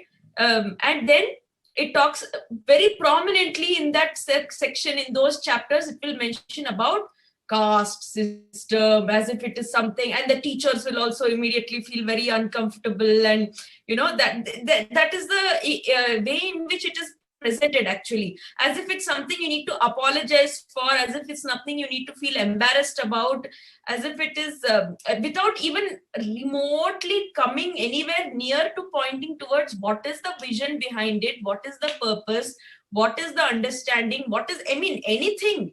Even scratching the surface is never done in the schools when teaching history. Just because you're bringing this caste system that sorry Mani, because you brought in caste system, I just wanted to explain that to the viewers who are watching. See, because most of the people, even I, before Swamiji's training, I also used to believe that caste system is something seriously wrong, like we should not be having a caste system. But caste system was not the way how it is taught in our schools. I just wanted to explain this because I know many new viewers are also watching it. So I would just like to explain what Swamiji has revealed about it. Caste system, as we know, is all about something high and something low. In British, it was only after British invasion where a hat is high, shoe is low, even came up. Till then, Hindus worship Guru's feet. For us, feet is something low and head is something high, never existed. Each of the organs, actually, there's this beautiful description in Manusmriti, how head is Brahmana, which denotes knowledge is maintained by him. And when they say feet is, legs are Shudra, it doesn't mean it is something low. How the legs taken the whole load of the body, it is they who keep the fundamentals together. Food was with Shudras. Wealth was with Vaishyas. Power was with Kshatriyas. Knowledge was with the Brahmanas. These are the 4 main components for a peaceful economy. For any economy, these are the 4 main components. And these 4 were very intelligently divided to 4 groups. That way, each person is dependent on the other person for the whole smooth flow functioning. Right now, what is happening in modern world? Food, money, power, All three are with the Vaishyas. So what is happening? We are being manipulated. That's why today we are eating food like products, not food. You are, there's like how Swamiji beautifully explains how there's this whole connection between this doctors and the food industry and pharmaceutical industry, how that connection is there. The next is where they create a disease and one more side and then they force you to go and buy. It's like a link that they have. We are getting destroyed like this because our original Jati Varna system is not being followed. I just wanted to explain it a little, just give a brief understanding. There was untouchability concept, discrimination concept. From when do we have it? It's all after the British invasion. The whole system, the science is very different. Just Absolutely. Because some cases, some failures happen, does not mean the whole science is wrong. Just because when you were trying to cook sambar and you suddenly poured it on yourself and there is like a small accident happened, doesn't mean the science of cooking is wrong. Same way, the science of Jati Varna system is not wrong. It is maybe somewhere that got diluted because of relentless persecutions and invasions. The original system got destroyed. So today what is taught to you as caste system was never our caste system. Absolutely, Ma. And it is a very beautiful way actually of existence, an integrated society where there's never ever a violence to say you live the way I live. You only have the right to exist if you align yourself with the way I exist. Whatever it is, however you are, to be inclusive way of being in the society, that you are also a valuable member even if the way you live is drastically different, because you have a right to exist. This is the way that the Hindus see the universe, absolutely life positive. And these categories of the Varnas are a very intelligent classification based on the expression of the life energy happening through the individuals. Some of the individuals really enjoy to be engaging with intellectual ideas, higher concepts, visualizations, exploring scientific inquiry, these kind of things that appeals to certain beings. Those are put into certain group together because when they live together, they are creating that virtuous cycle with each other to grow themselves more. Same way, some beings really love to generate wealth. That is the expression of the life energy happening to them. They love that expansion, that hustle. And that is also a beautiful way, a very, very legitimate way of existing and a valuable way. Some love to feel that strong protective role, that there are people who I am supporting, who are depending on me and, taking on that role of that responsibility. That is a very valid, needed, beautiful way of existence. Some love to support all of these visions and encourage all of these and empower all of these to exist. That is a beautiful way of existence. All ways of existence are very much valid, and outside of Varnashrama Dharma also was very much existing at this time. The Sannyas Sampradaya are existing. All these things are there. I mean, basically Hinduism is integrating all of these, but the way it's presented in the schools to the young minds, to the impressionable minds, is as if it is something which is a very, very looked down upon, lesser way of existence, when the fact is totally opposite. It's a complete inversion of the reality. Then after the Vedic tradition, the most bestest tradition being presented in such a diluted way, immediately after that you will have Maurya Empire, where they'll only highlight and showcase, oh, there was a river of blood flowing when this King Ashoka did war. And then, but then he converted to Buddhism. And okay, and then right from that, you take this jump into, and then there was the Qutub, the empire which was founded by, various invaders which started out, right? Which is, where did the whole period of Hindu kings go? I don't know anything which happened during the Hindu king's reigns, if I was to rely only on the education given in the, the modern day India, because the Hindu context of this history has been completely washed away. There are so few mentions even of the kings, the different dynasties, the way they existed, that beautiful, graceful way of existing, of where the ruler is responsible for the community and society, and engaging with them, actively involving with his kingdom, and how they are managing the whole lifestyle. It is a completely missing actually in the modern education. I just wanted to add one small thing here. As Kailasa, we are completely apolitical actually, because Ma was mentioning about, India is just one example. We as Kailasa, we are completely apolitical, and when we say Hindus were living globally, 56 deshas. So we are not mentioning or specific about one particular country. So when we talk about Hindus, we talk about the entire Hindu diaspora existing in all the countries across the globe. And what we are bringing to you now are the facts and happenings of the Hindu Holocaust. See, this whole caste system, the schooling, everything is just one aspect of how this lawfare affects us in each of our lives. The psychological lawfare, the law, using the law and doing this character assassination, making us, this whole Hinduism being defamed, and so many things are happening. There are so many byproducts, side effects that we are still suffering because of the continuous lawfare that is happening. What we are bringing to you, what we are presenting to you, be it about the caste system, or be it about the education system, or be it about how the deities, temples, invasions are happening, all of these are a side effect of lawfare. There is no voice.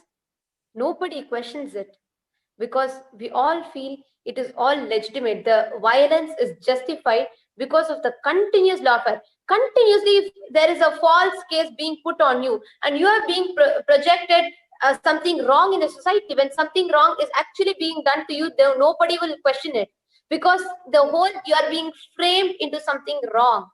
Like Swamiji gave a very beautiful example in one of the satsangs. Swamiji will tell, it's like call a dog mad and shoot it, so your violence is justified. This is the exact same thing that is happening to Hinduism, Hindu gurus. Just like how when you call a dog mad and when you shoot it, nobody's going to question it, because your violence is justified. It's a mad dog according to people. Same way, lawfare, completely planned, strategic. First, you're isolated, you're demonized, where you're made to look like something anti-social, out of public, not as part of the society. Second, lawfare being done to you, false cases being filed, your time, money, energy, everything will be drained in making you run behind these cases. Whether or not they're silly, even if it is one of the most silliest cases, it consumes your time, certain money, your energy, everything to run behind that. That is taken. Third, instability in the organization or in the structure that you are. I'm talking about every Hindu guru, everybody who faces a lawfare goes through these 3 steps. You all can see this happening clearly, strategically, cunningly. This same 3 steps applied on the Supreme Pontiff himself, where completely, strategically, the way news media channel presents, every fact that is presented is made to look anti-social. Whether it's simple allegations, it might be silly, it might be stupid, it might be baseless, but these allegations continuously retelecasted. Imagine 17,000 plus hours of hate speech continuously run on all the media channels, trolls, all of this. So this fulfills the first step, where that person, the Hindu guru, is being made to look anti-social. The same strategy that was used on Swamiji, where Swamiji was continuously projected as anti-social and isolated from the society, isolated from Hinduism. Nobody tells Hindu guru, no. Everybody, everywhere it is put only. Swamiji is completely isolated from Hinduism, made to look anti-Hindu, anti-social, and demonized. That's the first step. So now the seed of doubt is sowed in the public eye. Second step, continuously baseless, frivolous, false cases being put.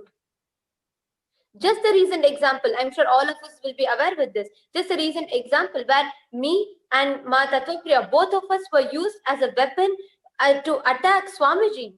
Where both of us, our abusive parents, our pre-monastic abusive parents used us, blackmailed us, threatened us to file a false rape charge on Swamiji.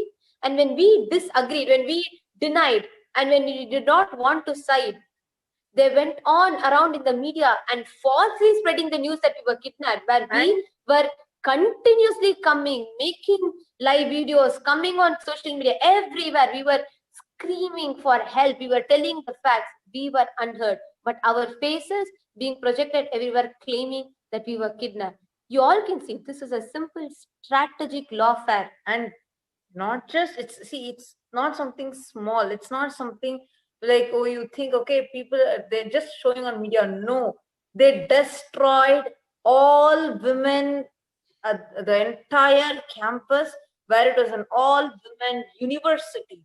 A university which was exclusively for women, built by women for women, was brought to grounds. Not just, it was on a single night. All the Hindu monks, and a whole huge group of Hindu monks and nuns and the children were made homeless. They destroyed the building till it was completely to powder. Completely, the building was demolished illegally. And all our deities looted. Crores of worth, what all the deities that were maintained, all the whole temple that was maintained, the whole temple that was run there, they were all looted. And all our services, the Annadan that we did, the free Gurukul, the free university that was running, the free school that was running, everything completely destroyed. And our monks were arrested under this false charge, where whom they claim as victims. We are coming and telling, please stop this. There is nothing. It's all baseless. We are continuously presenting the facts. Our side is completely unheard. But using our faces, our own guru, who is more than a father and mother to us, was attacked. And the main thing here, the ironic thing here is that campus where they claim that Swamiji kidnapped us. First, Swamiji has never even come to that campus. And they were the victim that they're claiming to have been kidnapped from there and never even been to that place. Exactly. It's like, it's so, I had never been to Yogini Sarvajnapeetham. Never been to Gujarat itself. But a whole media talks as if the complaint is filed as if I was kidnapped from there. It's so totally baseless and completely false lies, with which till date we are suffering without getting justice, and till date the cases are on Swamiji unnecessarily, and it's still attacking. It's more than a year. It has been more than a year. We are running behind. We are running from pillar to post to get justice. Where it's all clear everywhere on papers. There are clear evidences. It's all clear. It's silly and it's clear. Like you can just so clearly prove it. But everywhere, this is a clear example you all can see. Everywhere, Swamiji, it's all falsely framed, saying, oh, allegedly child kidnapping was done by Swami Nithyananda. Everywhere on news. It pains. It really pains when our pictures are being used and claimed everywhere. Our own Guru, who is more than a father and mother to us, is being falsely alleged. It's falsely accused. Everything done, all the lawfare that is done on Swamiji using our names, where we, whom they are claiming as a victims, are continuously pleading for justice, where we are saying this is not the truth. And now, this is where more than a year, both of our lives, continuously we are running behind just to get justice. We are not able to come. We are not able to come out in open. We are not able to do anything because of continuous threat using us to attack Swamiji. Our 1 year of our life. I'm just 19. She's just 21. Our whole life is going on running behind these cases. 1 year is wasted. In this year, in a year, not just we are not just normal youth living out there who spend the year in going to colleges, hanging out with friends, partying, going to movies. No, we have dedicated our life. We have taken up this sacred lifestyle of sannyas to live up to this principle, to serve, to stand by Swamiji's mission, to build the Kailasa, to reach out to people, to let people experience the sacredness of Swamiji's mission. That is stopped for the last 1 year. So many resources. Our monks were arrested. So many people had to run behind to, for this case, and that whole time was gone. This is how lawfare is done. Where first step, conveniently, I isolated Swamiji, demonized Swamiji in the public, though it was all factually clearly presented. Second step, these false cases, continuously making us run behind these false cases, draining out our time, money, energy, everything in these false cases. Third, bringing instability in the whole structure. For the last year, so many devotees have been affected, hurt. They have been receiving continuous threatening calls from unknown people saying, hey, look, this is what has been happening. Why are you supporting? So many things. Though everybody, all of us know clearly, we are all voicing out, we are all making posts, social media, everywhere. Again and again, psychologically trying to torture us. It's a psychological torture to continuously receive calls, to continuously see our photos being morphed on the social media. When we open social media, it's a psychological torture to see all these comments, everything coming. Actually, how will you feel? Like actually, we hear these terms, cyberbullying, bullied in the school, etc. How will you feel when just your known people, even if they are criticizing you, bullying, even though you know that they are bullies and they're bullying you, how you feel at that? Just imagine and see. Like as she was explaining, both of us are just 21. She's just 19, and this time, where our whole life we dedicated to be with Swamiji, to be a part of this mission, to stand up for this mission of Kailasa, to stand up for Kailasa, to take Kailasa to the world, to serve Sanatana Hindu Dharma. We dedicated our entire life. And this time, they are continuously people whom we know, we don't know, people whom we believed, who are traitors, who cheated us, everyone ganging up together, trying to create a false narrative about us continuously. It's like we'll put a video telling that we are not kidnapped. It's not that they did not see that video. They'll take the screenshot of that video and put that we are kidnapped. See the irony here. And the most painful thing is to see Swamiji being attacked using our names. It's the worst ever thing and any disciple would ever want to be in that position.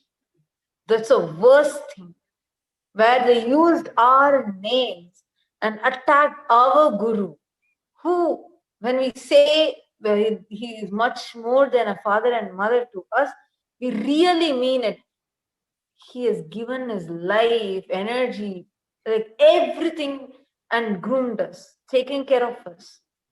And at this point, these criminal traitors, abuser, I don't even want to mention the word, but yes, unfortunately, our Purvashram parents, when you, a father and mother, you will usually believe them to be your world.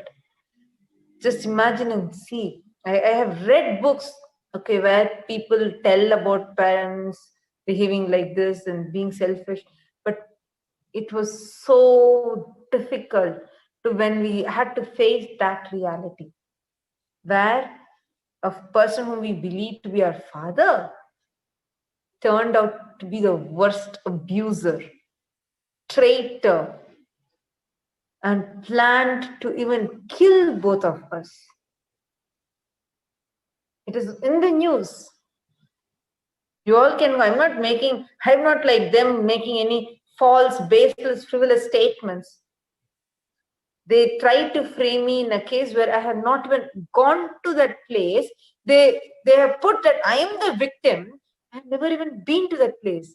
Same way, Swamiji's never even been to that place. And Swamiji's the accused. How does it even make sense?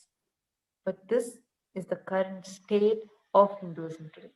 This is how lawfare is done. This is just one example, but last 20 plus years, relentless attack, continuous attacks like this. All of you, each of you that are watching this, take a few minutes. See how you feel about this. See, in front of you, there might be so many situations, whether Hinduism is being mocked in a news channel, or whether you see all these attacks that happen on Swamiji, everywhere, in every level. How does it make you feel? Understand, you are a victim of all of these. If you feel, I'm not able to know Hinduism, I'm not able to live Hinduism, I'm not confident about Hinduism, it is not your mistake. You are a victim of this years of relentless persecution on Hinduism, lawfare on Hinduism. Ma Tattvapriya made a very vital point that this is the state of Hinduism today. Actually, nobody can have guts to touch you if a large volume of people stand up and say this is injustice, stop this immediately. The problem, Hindus are silent or unaware, totally unaware. The uniform of the officer is trusted more than the kavi of the sannyasi. This is what is happening in Hinduism today. The lies which is being projected by an anti-Hindu ecosystem is believed more readily than the absolute shining beacon of integrity, which is the sannyasis living consciously practicing Hinduism, right? This is what has happened. And so most of the Hindus are silent. So all this situation, which unfortunately, terrible situation, traumatizing situations which Mas have had to go through, the majority of the Hindu population is silent about it. Okay, we are 21 and she's 19. We have Swamiji, means Swamiji has trained us in Gurukul. So many things are there. But just imagine, and there is a Sangha that is like Swamiji has protected us also in multiple layers. Imagine and see what it was for Swamiji to go through. Single-handedly, God, and just, when Swamiji is illegally imprisoned, every day, ice cold water used to be poured on the floor where Swamiji is made to sit.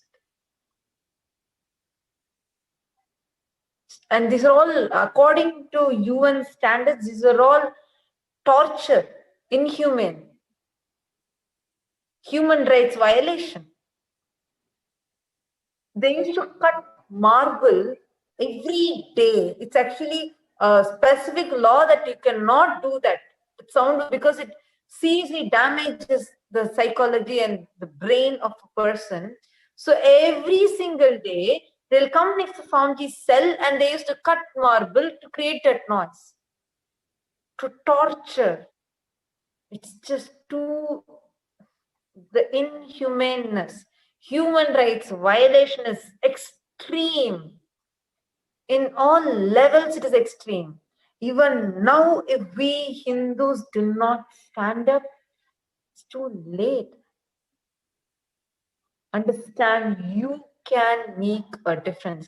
If you want to make a difference for this, if you want to become a channel to tell all this to the world, please go now under Swamiji's post where Swamiji has posted about this e-ambassadors. Please go and comment, and you can become a part of us. You can start becoming a channel to go and tell this to the world.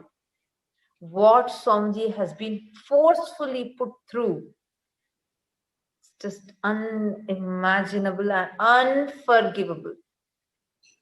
And anybody who knows the complete facts of the situations will naturally be on side of Swamiji, on side of Mars. This is simple. Look, examining the facts will give you the clear picture as it is. Just once looking into it. Unfortunately, what has happened is so few people are getting the real picture.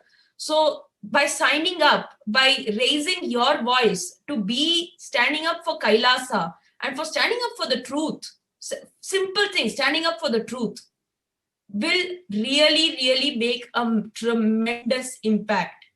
Every single word which is being used to attack Hinduism will be given a response.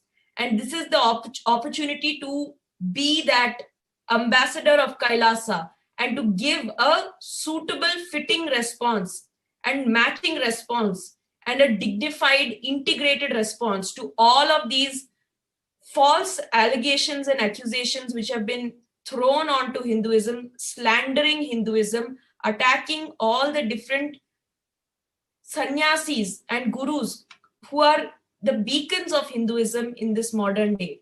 It's an incredible opportunity and a responsibility. At this point now, it's a responsibility to do. And you beautifully put it, Ma, and it is so true, like how you shared. This time, what is required is not a physical war.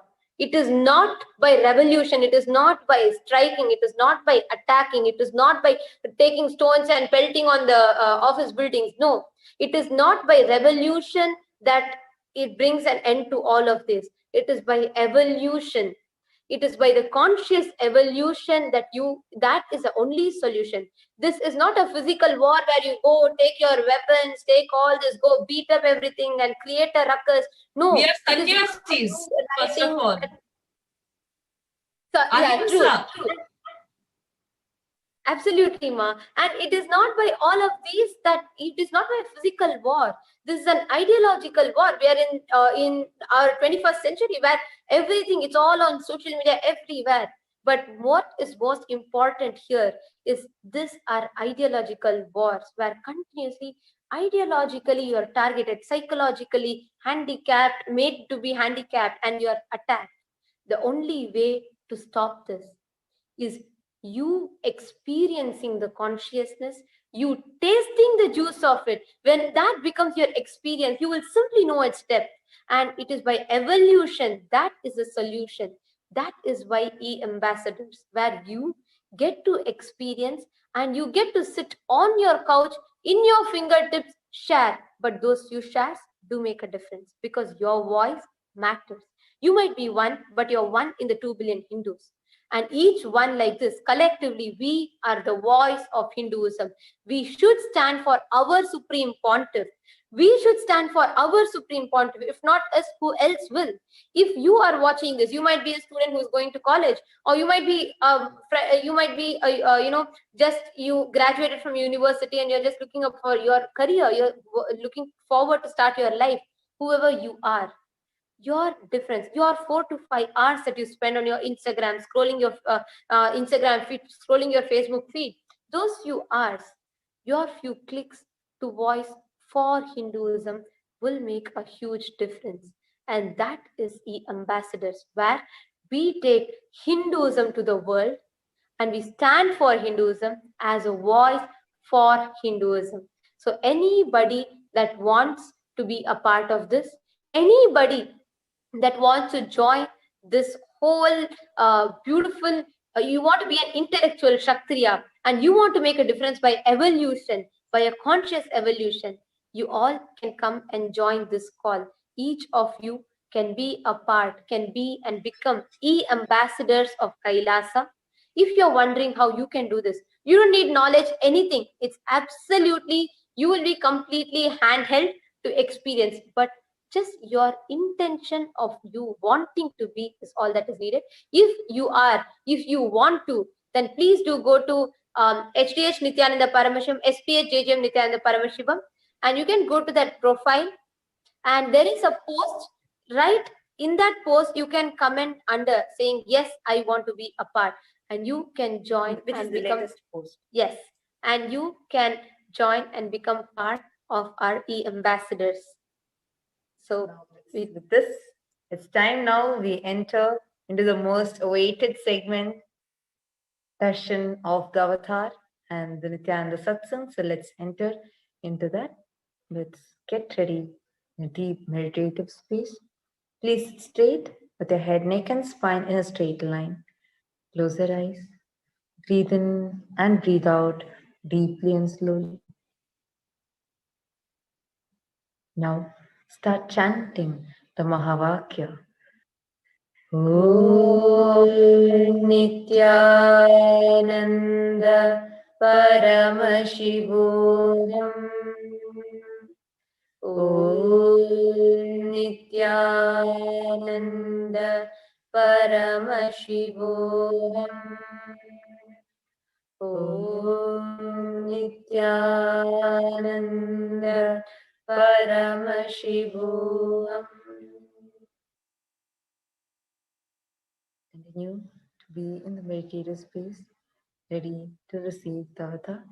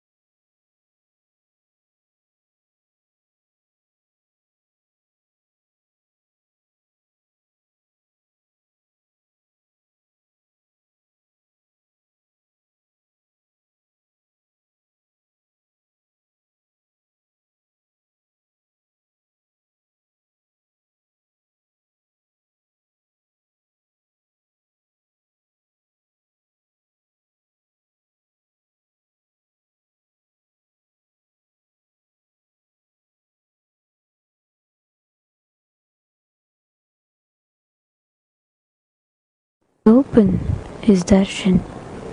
Come, let us all now move from meditation to darshan.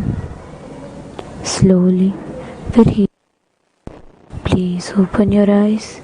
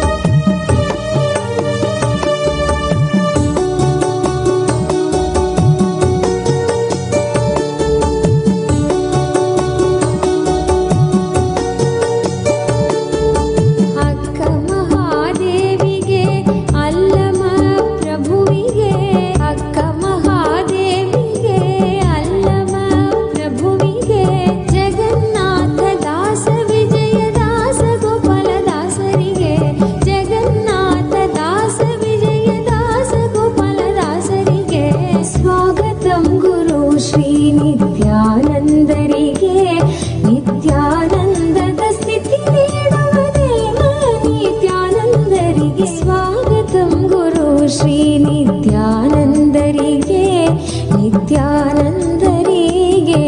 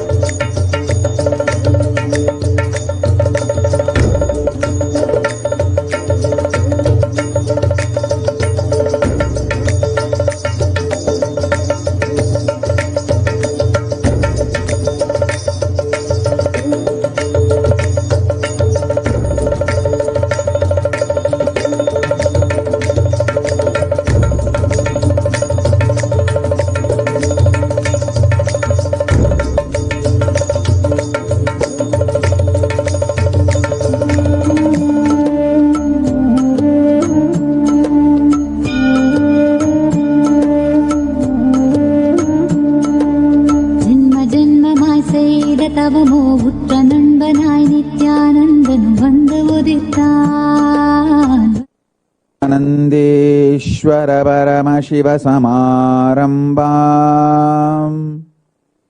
नित्यानन्देश्वरि पराशक्तिमध्यमाम् अस्मदाचार्यपर्यन्ताम् वन्दे गुरुपरम्पराम्.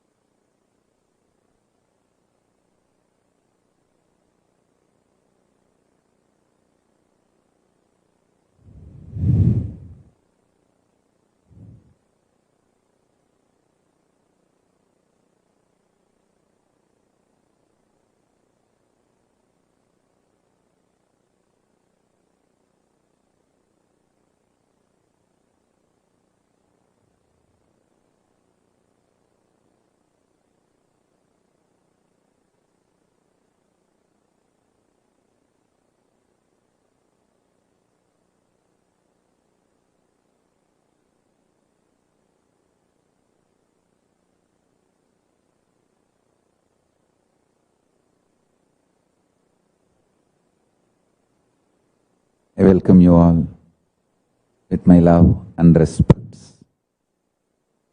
I welcome all the devotees, disciples, Samajis, Satsangis, Shri Mahants, Mahants, Tanidar, Kotari, visitors, viewers, sitting with us all over the world, Mantreshwaras, Vidyeshwaras, Ganeshwaras, everyone. I welcome all of you with my love and blessings.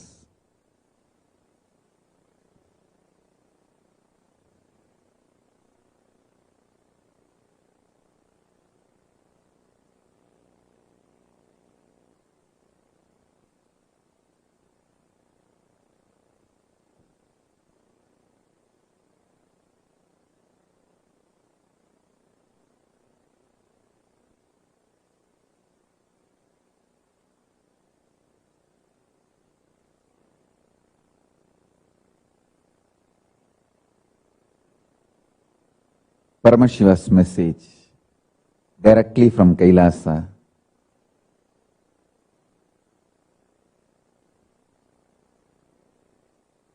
Listen.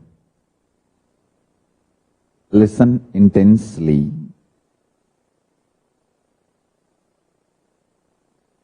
Today's revelations about the vertical time zones not only will give you liberation after you leave the body, it can make you connect with KAILASA from now. You will start receiving the gifts from KAILASA from now.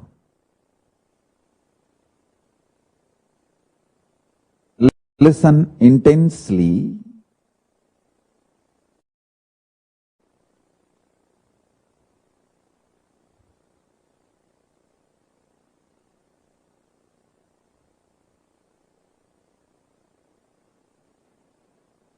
The conscious conclusions you arrive forms the basis of your life. The conscious conclusions you arrive is the source of your future. From the conscious conclusions you have, your future manifests. So have this understanding and start listening.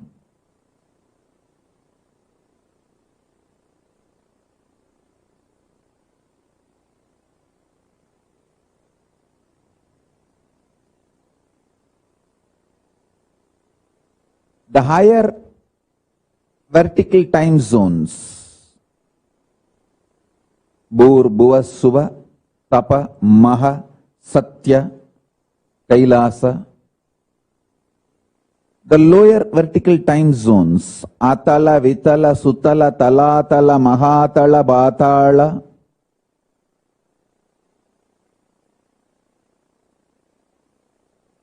In all these 14 time zones, vertical time zones, you exist. Understand that? You exist in all these 14 vertical time zones. Your conclusions, cognitions, and actions strengthen some of these 14 identity you have.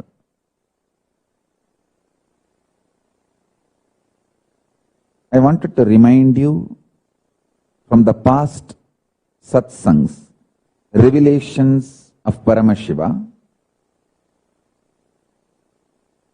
If you think in your life, grabbing, stealing from others is the best strategy for success, your identity in Patala gets strengthened.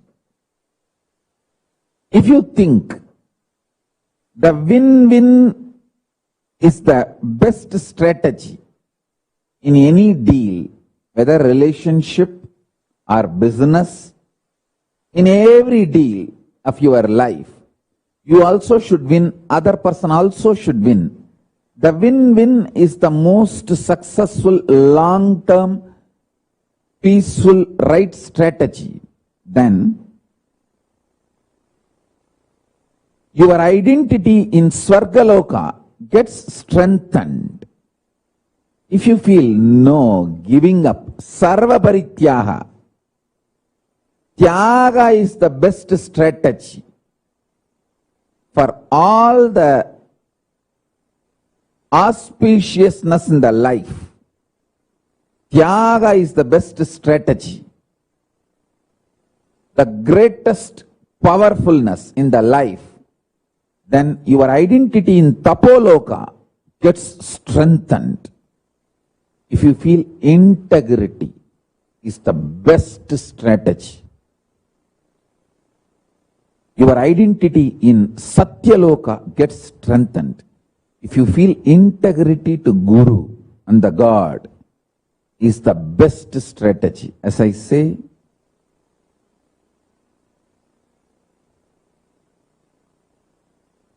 Paramashiva revealed many times the manifest form of Paramashiva is Guru. Unmanifest existence of Guru is Paramashiva.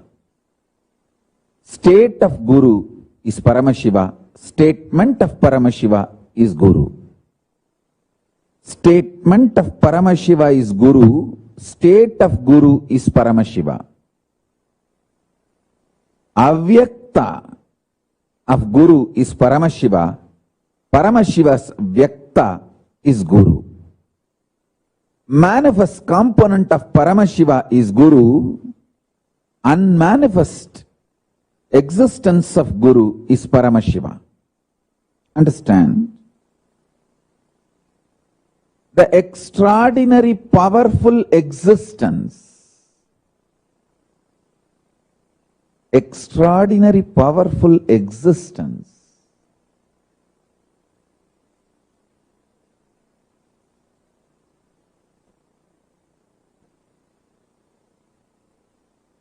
of Paramashiva in his avyakta, unmanifest, remains as Paramashiva. In his manifest, he becomes Guru.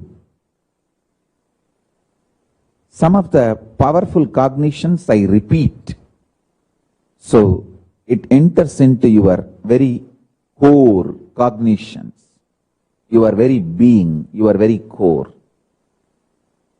That's the reason I repeat some of the right conclusions, the conscious conclusions you need to arrive. So let me give you the deeper truths now.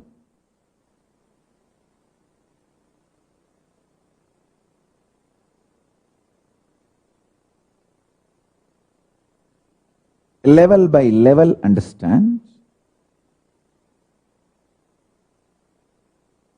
about your body.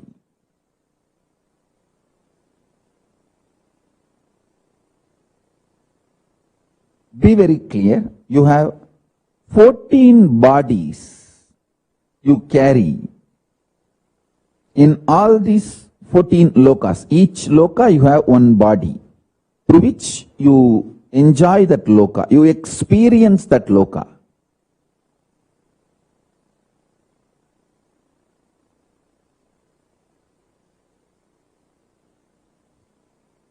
Actually, the body you carry is the base from which you enjoy that loka.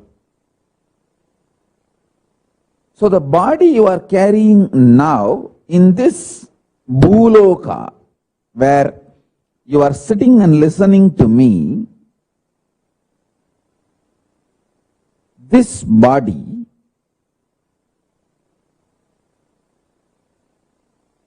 has only one relevance to the body you are carrying in Kailasa or the body you are carrying in Batala, the lowest and highest. The breathing which goes into you and comes out, the prana is same. The prana which goes into your body, in this body you are carrying, goes up to the body you are carrying in Kailasa and goes up to the body you are carrying in Patala.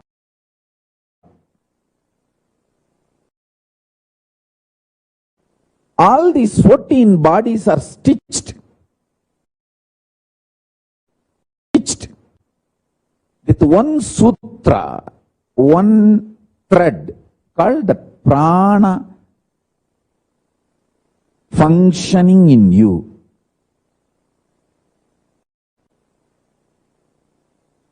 Understand? These are the most subtle truths. If you start cognizing them, sitting with these powerful conclusions, you will start manifesting powers. Because they are so powerful, they manifest as powers in you. If you understand, the breathing you are doing now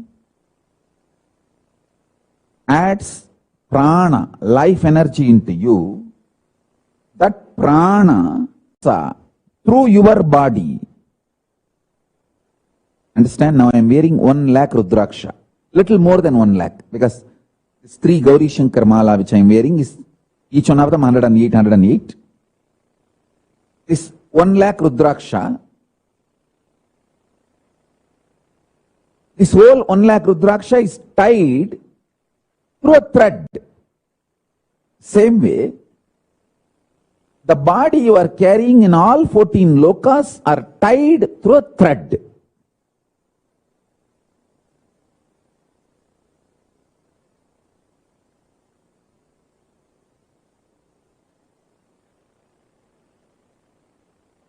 See,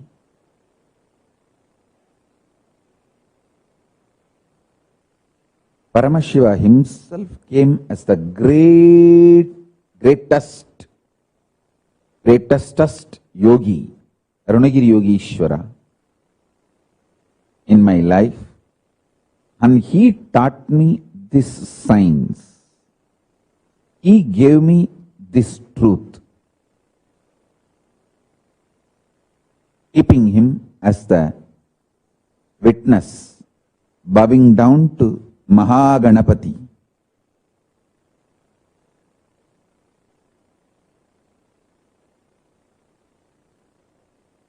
Moola Vrat Purusha, Mahaganapati of KAILASA.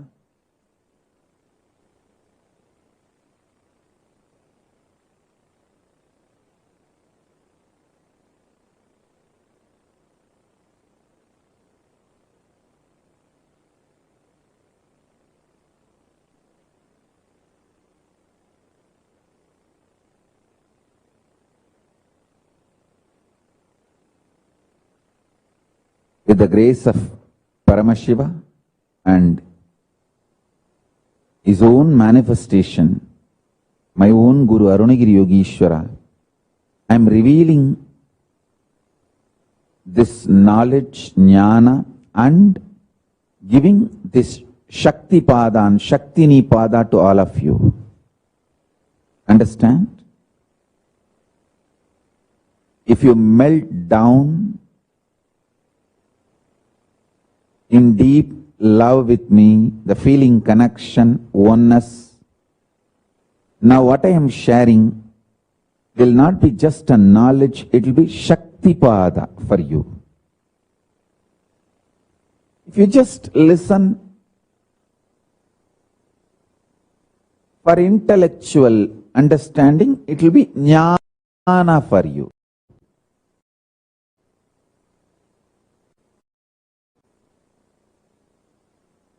I want to tell you how I used to feel when I sit with my Guru. See how you all feel your muscles expand when you work out. When you work out in gym, how you feel your muscles expand. when you are really intensely in sexual act, when both of you intensely feel oneness, the sexual act, and deeply enjoy it, how you feel your muscles are melting down. Understand?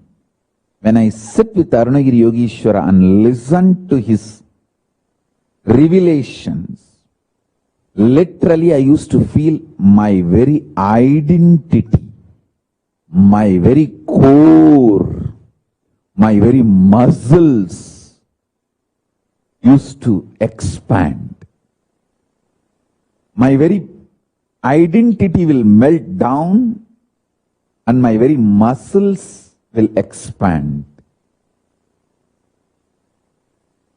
What you experience in intense workout, heavy workout in gym or yoga, or when you are in intense sexual act,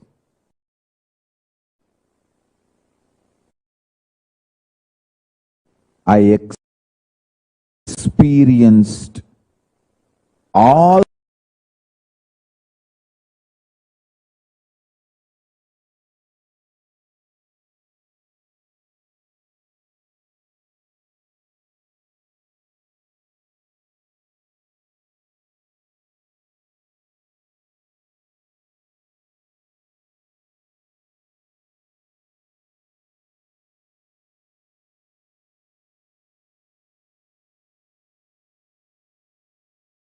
go through now will be Shakti Pada. Listen.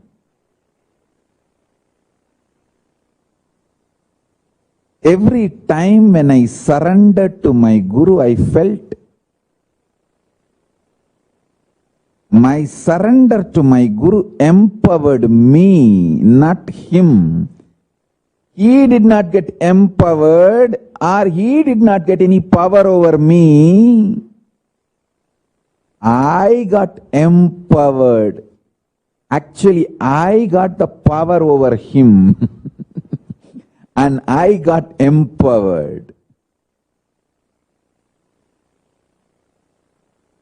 When I became his puppet, I became the most powerful Parameshwara. I did not lose anything. I only gained everything. I tell you, when I started realizing this, my surrender became intense. My surrender became intense.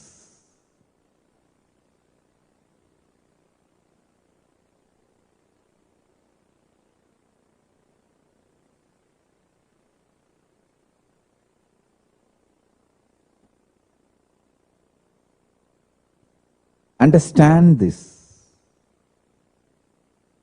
When I realized, my surrender became intense.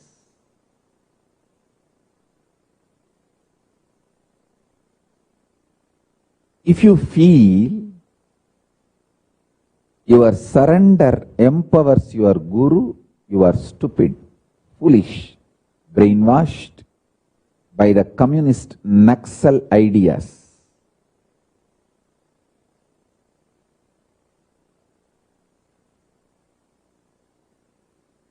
If you realize your surrender empowers you, I tell you,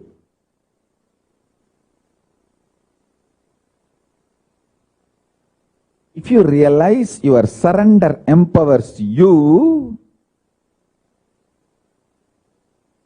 your surrender gets more and more intense, and the higher realities opens for you. See,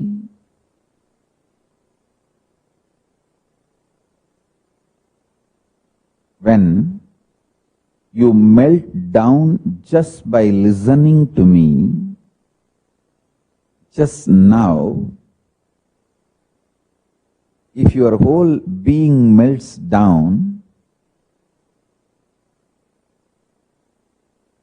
and sit with me how I used to sit with my Guru Arunagiri Yogeshwara, your breathing and my breathing will become one and the same. And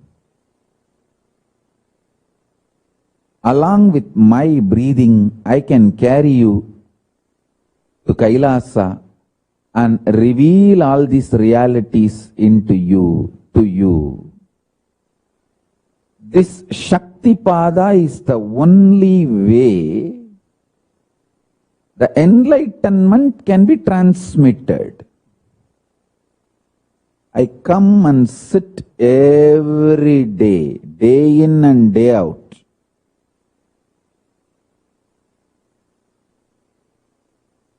We have video record for last 20 years. But before that, at least 6-7 years, we don't have a continuous video audio records, but I used to continuously do this.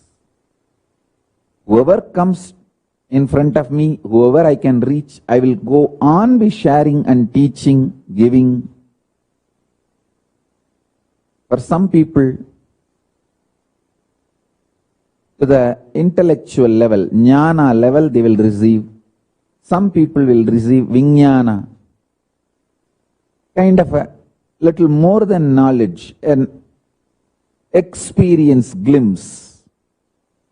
For some people, it gets transmitted as Shaktipada. For some people, it gets established in them permanently. So listen, you can choose any way you want. You can choose any way you want.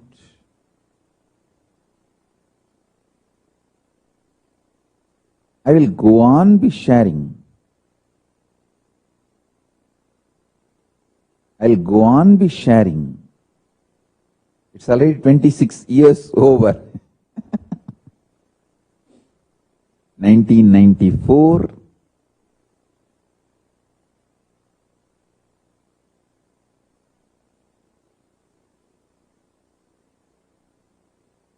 The Yoga Pattabhishekam was done. I'm using that 1994 as an official, formal declaration done by my gurus. Otherwise, they trained me even much before, and by the time I was 10-year-old, they started putting me on the stages where I was asked to share, speak, give initiations, tell my experiences. It all started even when I was 10.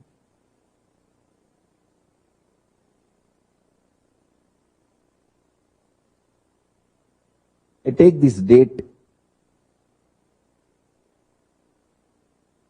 1994, Vaigasi Visagam, because that is the date we have a evidence, paper, my own guru's handwriting, that Yoga Pattabhisheka Patra, the letter of the Yoga Pattabhishekam. Because of that, I take that as a kind of a date. Anyhow, so from 1994 now, it's almost like 26 years. Listen, 26 years, I go on sharing and I'll continue. I'm going to be in the body for quite a long time, at least this full century. I'm planning up to 200 years. At least this full century.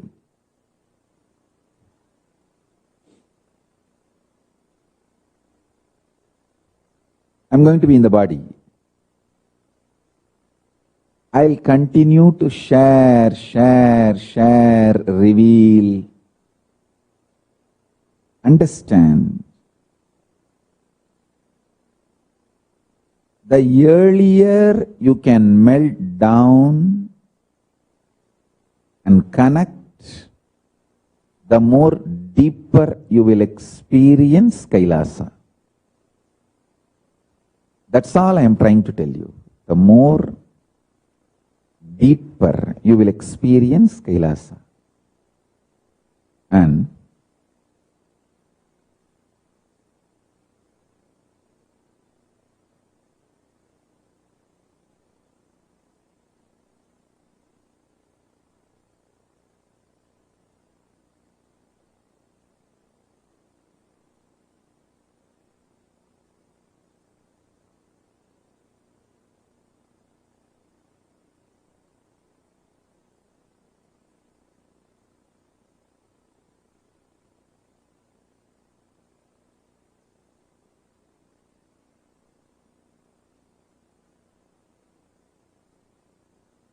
the conscious conclusions you arrive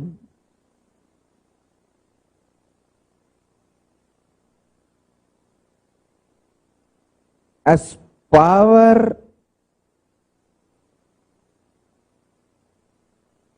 to create you just like that.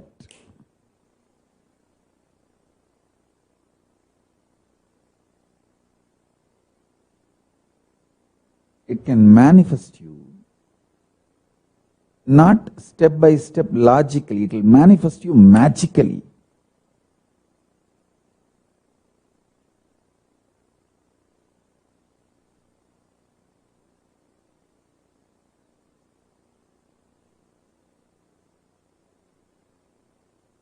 Because when my gurus taught me these great truths, especially Arunagiri Yogeshwara, it did not take time for me to manifest it.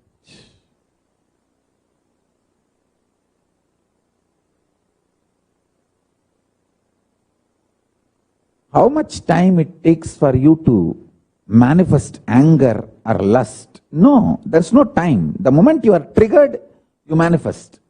One wrong word towards you or the one word which can hurt you. Immediately you are triggered and bus, bus, bus, bus, bus.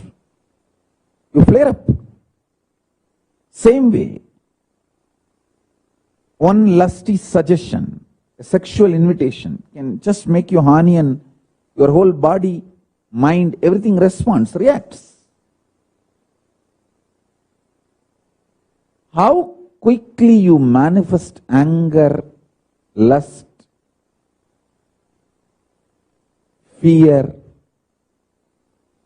more faster than that, you can manifest enlightenment.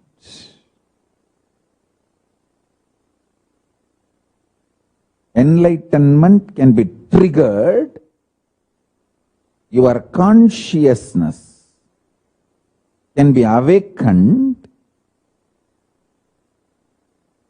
more quickly, more easily with Shaktipada.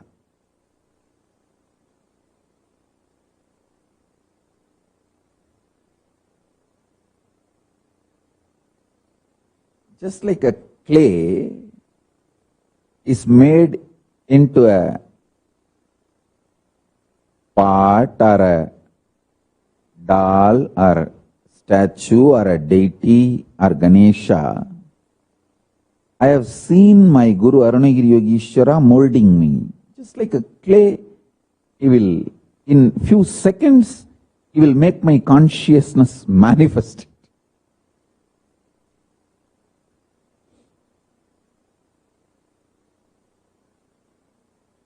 Every time when I surrendered to him, I felt so empowered.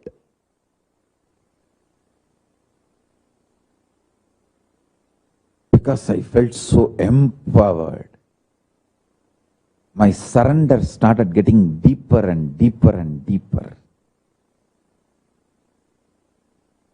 That Shaktipada became my very existence. Shaktinipada became my very breathing. Listen.